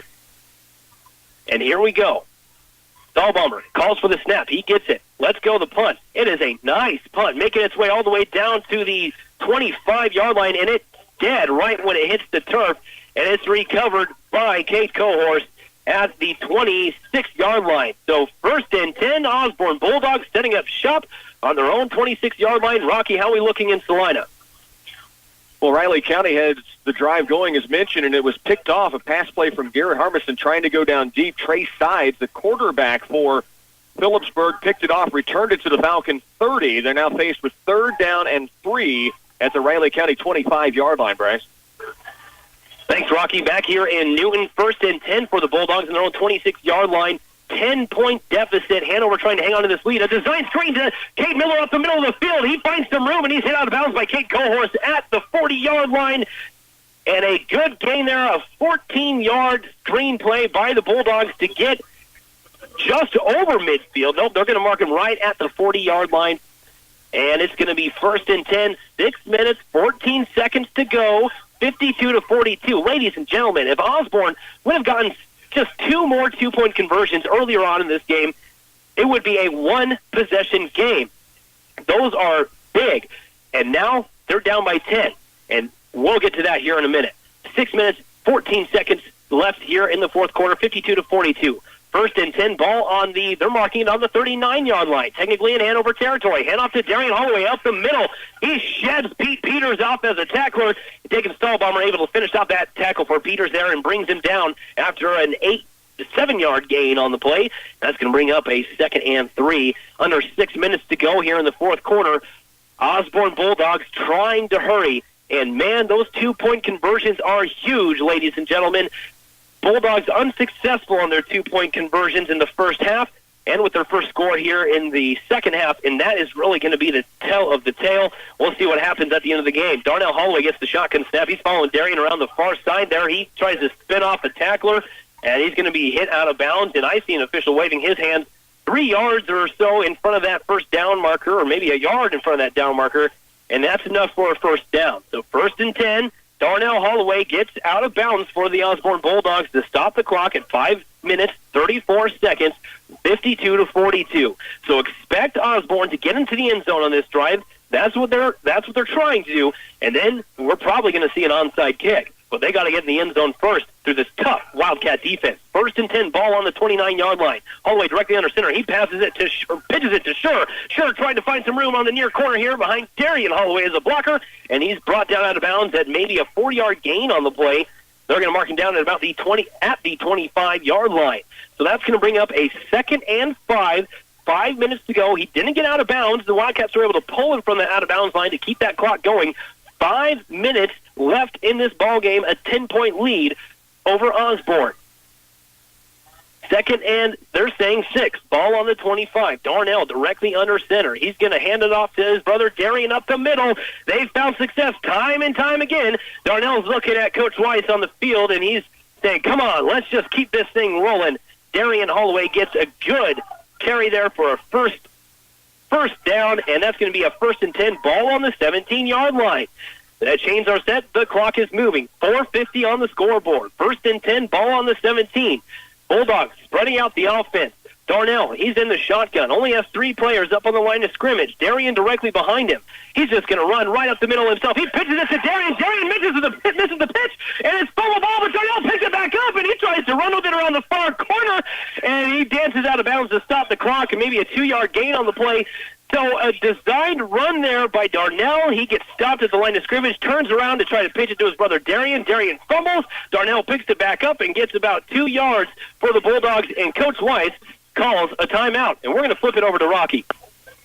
You bet, Bryce. Right now we see Nick Allen getting outside. Now Phillipsburg's gone up 7-0. Trey Sides hit his brother Ty Sides for a 25-yard touchdown. Riley County, though, Mikey Wagner got the return out across the 30-yard line, and Nick Allen just broke one out to the outside. He takes it into Phillipsburg Panther territory. It's at the 49-yard line. It will be 1st down and 10. There's 6:12 to go here in the opening quarter. Riley County down 7-0, but for the second straight time, they have taken it inside Phillipsburg's end of the field. Right now, 1st and 10, Harmison from the gun. He will drop back to pass, fires downfield, looking for Weston Clare, and the ball is going to fall incomplete. And it will be 3rd down and 10. Bryce, will sit back to you. Falcons down 7-0, 5:55 left, first quarter. Thanks, Rocky. Just over 4.5 minutes here back in Newton. 4 minutes, 34 seconds on the scoreboard, 52-42.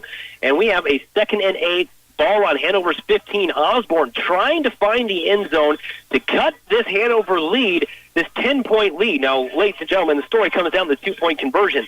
If Osborne just made one more two-point conversion, this would be a 1-possession game. But because of the failed 2 points, it's a 2-possession game with a 10-point lead. 4:34, 2nd and 8, ball on the 15-yard line. Darnell Holloway goes directly under center. Darian behind him, Schur to his right. He's going to motion Schur across. He's going to fake the handoff to Darian. He's going to keep it himself. Follow Schur on the near corner here. Finds some room around the corner, and he's hit out of bounds by Dakin Stahlbomber. Kate Cohorse throwing him down, and Stahlbomber finishing him off. But they hit him out of bounds, and that's going to stop the clock. And if anything, that's what the Bulldogs want. They want that clock stopped so they can get as much time as they can up on that scoreboard. We're sitting at 4 minutes, 26 seconds. 3rd down, 3 to go. Ball now on the 10-yard line, 52-42. Hanover trying to hang on to this lead as the Bulldogs are trying to claw back into this matchup. Here we go. 3rd and 3. Darnell Holloway comes out with a spread offense, and he is in the gun, waiting for the snap. He motions sure across. He gets the shotgun snap. He's going right up the middle with it and says, I'm going to take it myself. He is tackled at the feet, reaches out for the goal line, and they're going to say he got the ball to the end zone. Ladies and gentlemen, touchdown Osborne. He was tackled at the feet by Kate Cohorst, and as he's falling to the turf, Darnell reaches out, extends the ball, and half of the football lands over that goal line for an Osborne touchdown. 52-48. 4 minutes, 21 seconds to go, and here's the two-point conversion. Darnell, he's going to come out with his usual set. He's got Darian behind him, sure to his right, directly under center. Waiting for the snap, motion sure across. He's going to pitch it to Darian and hand it off to Darian in the middle, and that two-point conversion is good. 52-50, 4 minutes, 21 seconds. We expect these Bulldogs to come out and have an onside kick, or maybe, since this is so close, maybe they have confidence in their defense, and they're going to try to get a stop. But we're going to check in quick with Rocky before this kickoff. You bet, Bryce. Riley County did have to give it the football, and 4th and 10, they're about to punt the football. Garrett Harbison had Tristan Culp open down the seam on a post route near the goal line, but just overthrown barely, and so the Falcons forced to punt it from their own. The punter stands at his own 38-yard line. The football line of scrimmage is the 49 of Phillipsburg. The punt is away, and its angle to the right side will bounce unreturnable. Gets a great bounce for Riley County. It's going to bounce out inside the 10-yard line. So Riley County, nice work by Beckman. They'll have Phillipsburg pinned back inside the 10. Riley County trailing 7-0. Thanks, Rocky. 52-50 back here in Newton. Hanover hanging on to their lead as the Bulldogs came roaring back in this second half. Hanover has 4 minutes, 21 seconds to go as they need to make something happen. The Bulldogs have been finding success on offense all day today against this Wildcat defense, and really, this is the story, ladies and gentlemen. 3 turnovers for the Bulldogs in the first half, 0 here in the second half, and that seems to be the game determiner as they're setting up for the kickoff. And it looks like, from what I see, it looks like it's going to be a regular kickoff, and Cade Miller is set to kick it deep for the Bulldogs. 4:21 on the scoreboard, and it is a deep kick. Colin Juneman back to return it for the Wildcats. Juneman at the 25, trying to dodge some tacklers. At the 30, but trying to get to the 35. He tries to reach, and Juneman down at the 33-yard line. A good return there by Colin Juneman. Now you have to be thinking, Coach Hoyer here, he's looking at the game clock. 4 minutes, 14 seconds left in the ball game. You have a strong halfback in Carter Bruna. I expect him to keep handing it off to Carter and trying to just pound first downs to try to keep this clock rolling. Colin Juneman looks like he was shooken up on the play, but he's able to get back up and help himself to that huddle. Stahlbaumer taking into play for Coach Hoyer. 4 minutes, 14 seconds to go. Ball on Hanover's 33-yard line. 1st and 10, a 2-point lead. 52-50. Hanover facing their biggest contest today of their entire season. Carter Bruna directly behind him. He's going to pick down to Bruna and try to find some room on the near corner here, and he is drilled after a good 2-yard gain there by the senior quarterback, and he falls down inbounds. So the Osborne fans like it, but that clock keeps ticking. We are now under 4 minutes to go. 2nd and 8. Rocky, how are things looking in Salina? They got him to 3rd down and 7 with a great tackle on the outside by Tristan Culp, but then a pass play down the middle gives Phillipsburg a 1st down at their own 25-yard line. There's 4:15 left to go, opening quarter. Riley County trailing 7-0.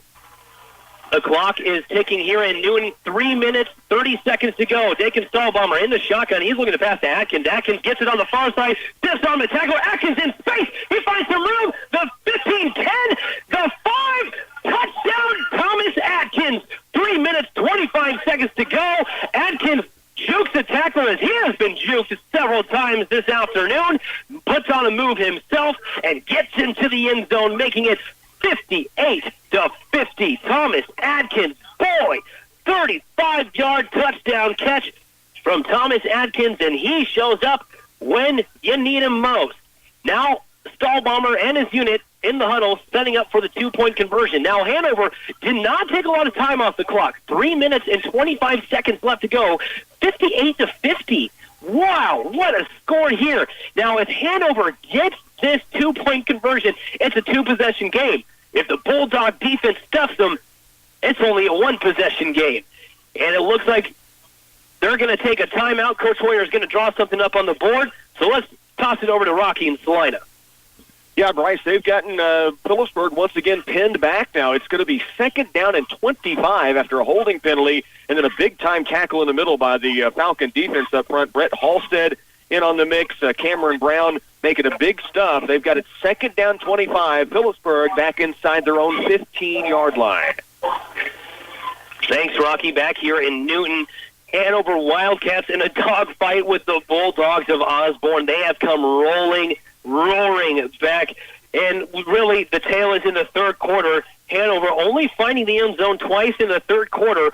Osborne, 4 touchdowns in the third quarter, and in this fourth, it's been Hanover, Osborne, Hanover, and now Hanover has a chance to set up for a two-point conversion. It's 58-50. If Hanover gets this lead, this is huge. It's a two-possession game at that point. However, Osborne stuffs this two-point conversion. It's a one-possession game, and Osborne has a chance to climb back in it and tie the ball game if they stuff this two-point conversion. Hoyer took a timeout to draw something up for his offense as the Wildcats make their way out to the line of scrimmage. Taking Stahlbommer's in the shotgun. Bruna to his left. He's got Nagali to the far side. Atkins to the near side. A pitch to Bruna. Bruna's going to pass it to Stahlbommer. Stahlbommer, he just about had it, and it's broken up. A handoff to Bruna. Designed pass back to Stahlbommer. Stahlbommer can't hold on to it. The defense breaks it up, and the two-point conversion is no good. Ladies and gentlemen, 58-50, one-possession ball game here in Newton, 3 minutes, 25 seconds left, and Osborne's going to get the ball back with plenty of time to try to come back and tie this ball game. Let's go back and take another look with Rocky and Salina. Yeah, Bryce, Riley County forces Phillipsburg to punt it. They stopped him on that 3rd down and long, and so Phillipsburg just punted it back. Tristan Culp was back to return it and had to let it bounce and fall to the ground and roll near the sideline. It's a 33-yard line. Riley County will take over the football. 2:25 left in this opening quarter. They trail 7-0, but the Falcons have it back in their possession. Thanks, Rocky. Back here in Newton, we have 3 minutes and 25 seconds left on our scoreboard, 58-50. Hanover Wildcats holding on to their lead. They had a chance to extend it to a 10-point lead, but it was broken up by the Bulldog defense as Thomas Atkins is set to kick it off, and the Bulldogs are going to get it back with a chance to tie this ball game. Atkins with a deep kick to Cade Miller. That kick doesn't even give Miller a chance to catch it as it goes out the back of the end zone, and that's going to set up the Bulldogs 1st and 10 on their own 15-yard line. Ladies and gentlemen, Coach Hoyer and the Wildcats facing their toughest test yet this season. And this one is going to go the length, if not more, if the Bulldogs can get down and tie this game up. 58-50, they're going to start on their own 15-yard line. Wildcat defense needs to get strong here in the fourth quarter, late in the fourth quarter. Darnell Holloway comes out in his usual set, directly under center. Darian behind him. Sure to his right. He's going to hand off to Sure up the middle. Sure trying to get rid of a tackler there. That was taking Schwartz. A great hand tackle there by Schwartz to slow Sure down just enough so his teammates could get and finish off the tackle. And only about a 2-yard gain on the play. And it's going to set up a 2nd and 8 ball, 3-yard gain. A 2nd and 7 ball now on the 18-yard line. Clock continues to tick. 3 minutes now left in regulation. Darnell, directly under center, motion Sure again. Darian behind him, pitches to Darian on the near corner here. Darian trying to find some room, and he gets shoved out of bounds, and that's going to stop the play clock. Looking at your radio dials, ladies and gentlemen, the Bulldogs are going from right to left here in the fourth quarter. That clock stops at 2 minutes, 53 seconds. 58-50. That was a 2-yard run there by Sure. Gets out to about the 20-yard line, or 21-yard line, so a 3-yard run there by the freshman. 3rd and 7 to go. A big 3rd down here for Osborne. Wildcats need to get a stop to try to seal the deal for their 3rd straight state title. Darnell gets the snap. He's looking to pass downfield, and he tries to find Cade Miller in the middle of the field, and it bounces off the turf. Cade Miller tries to haul it in, but I could see that bounce from up here. It hits the ground before he can, and it falls incomplete. That stops the clock at 2 minutes and 48 seconds. 58-50. And that's going to set up a 4th and 4. Ladies and gentlemen, this could help seal the deal for Matt Hoyer and his Wildcats. And it looks like we're going to take an official timeout for an injured player, so we're going to toss it over to Rocky. Yeah, Riley County had a terrific effort from Weston Clare after a catch from the pass of Garrett Harmison. They picked up 1st and 10 at their own 42-yard line, but the next play, Mikey Wagner running to the right, ball popped out of his hands. Phillipsburg has taken another turnover away, and they have it 1st and 10 now at the Riley County 41. Thanks, Rocky. Back here in Newton, 2 minutes and 48 seconds to go, 58-50. Hanover Wildcat defense trying to get a turnover on down. It's 4th and 4, ball on the 21-yard line. And boy, has it again for Coach Hoyer and his Wildcats been a tale of two halves. Dominant in the first, and in the second, their opponent comes roaring back. One possession ball game, 58-50, as Osborne heads out into their huddle to see what Coach Rice drew up for this 4th down play. A huge 4th down. 2 minutes, 48 seconds to go. They're out of the huddle. Darnell is going to spread out the offense. 2 on the line of scrimmage and 3 on the line of scrimmage in front of him in the shotgun. 2 spread out to the far side and near side. Darnell's just going to take the snap and go directly up the middle, and he's going to be hit by number 9, Thomas Atkins, and 21, Colin Juneman, and it's stopped. Not enough for a first down. Turnover on downs. Hanover Wildcats. Boy, that's what they needed right there. That's going to help them seal the deal for their state title. 2 minutes, 43 seconds, though. The Wildcats need to keep this ball moving. Don't get too fancy here. Let's keep it on the ground. Give it to your strong back, Bruna. Have him just march it down the field, little chunks of yards at a time. It's okay if you get 2-3 yards of play. Just get a first down and stay in bounds to keep that clock rolling. 2 minutes, 43 seconds to go. Ball now on the 24-yard line of the Bulldogs.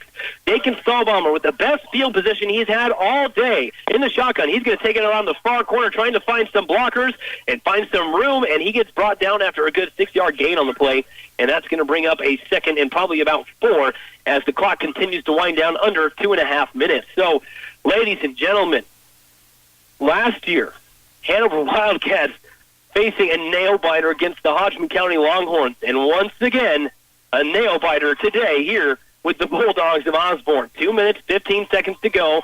2nd and 4, ball on the 18-yard line. Coach Hoyer trying to get out of here with a win.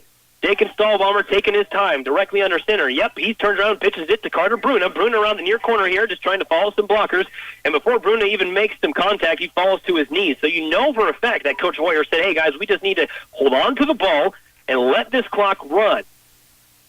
Because usually Carter Bruna powers through those tacklers, even if he makes contact and refuses to go down. That time, it looked like he did kind of a quarterback slide just to go down and stay in bounds. And good thing, too, as we are at 1 minute and 35 seconds, and that brings up a 3rd and 1. So even though Bruna didn't power through like he usually does, he kept it in bounds, and he made it a manageable 3rd down. Ball on the 15-yard line, 1 minute, 20 seconds to go. Stahlbaumer directly under center, Bruna behind him. To Atkins out to the far side. Stahlbaumer is just going to keep the snap and go forward, fighting for that first down. And it looks like the Bulldogs doing everything they can to hold him back.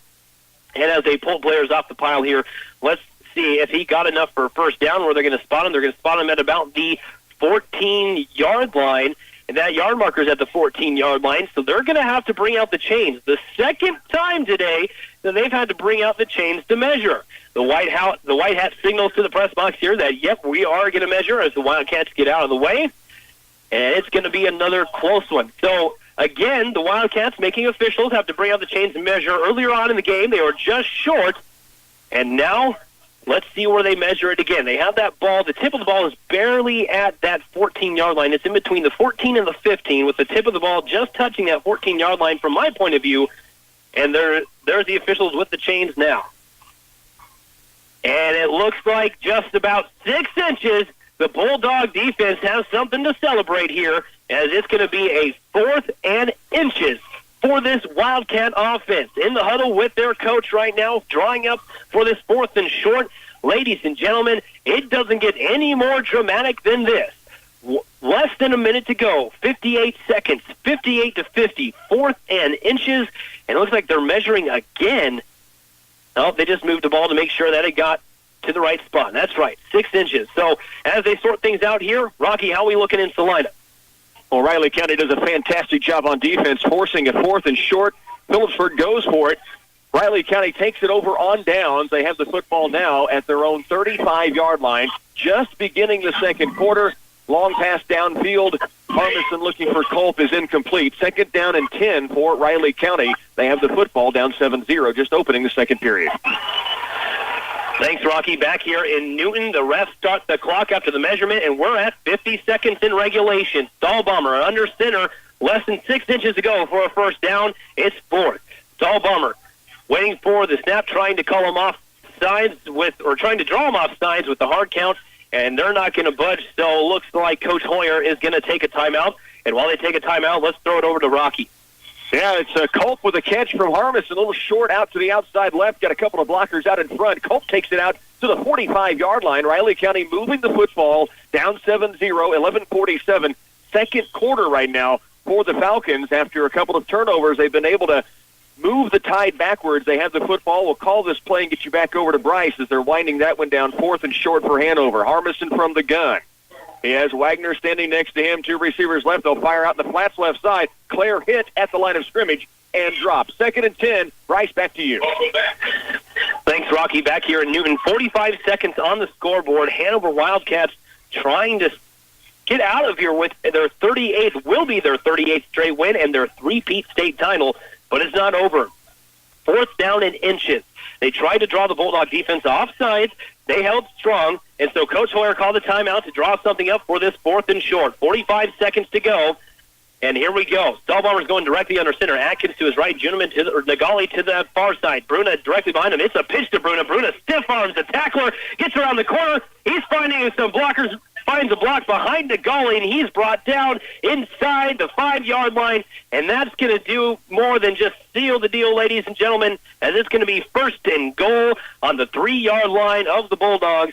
Hanover once again knocking on the door of the end zone. Now, if Hanover knocks this through, that is just going to make this game out of reach for the Bulldogs, something Coach Hoyer really is going to have to let out a deep breath and wipe his brow as another nail biter here in the 8-man Division II state title game. 20 seconds to go, 1st and goal on the 3-yard line, and he's not going to take a chance or try to run up the score. Dakin Stahlbomber's just going to take a knee and run out the clock. So, ladies and gentlemen, after a spectacular second half by the Osborne Bulldogs, your Hanover Wildcats are able to hold on to their lead and get out of here with their 38th straight win and their 3rd straight state title.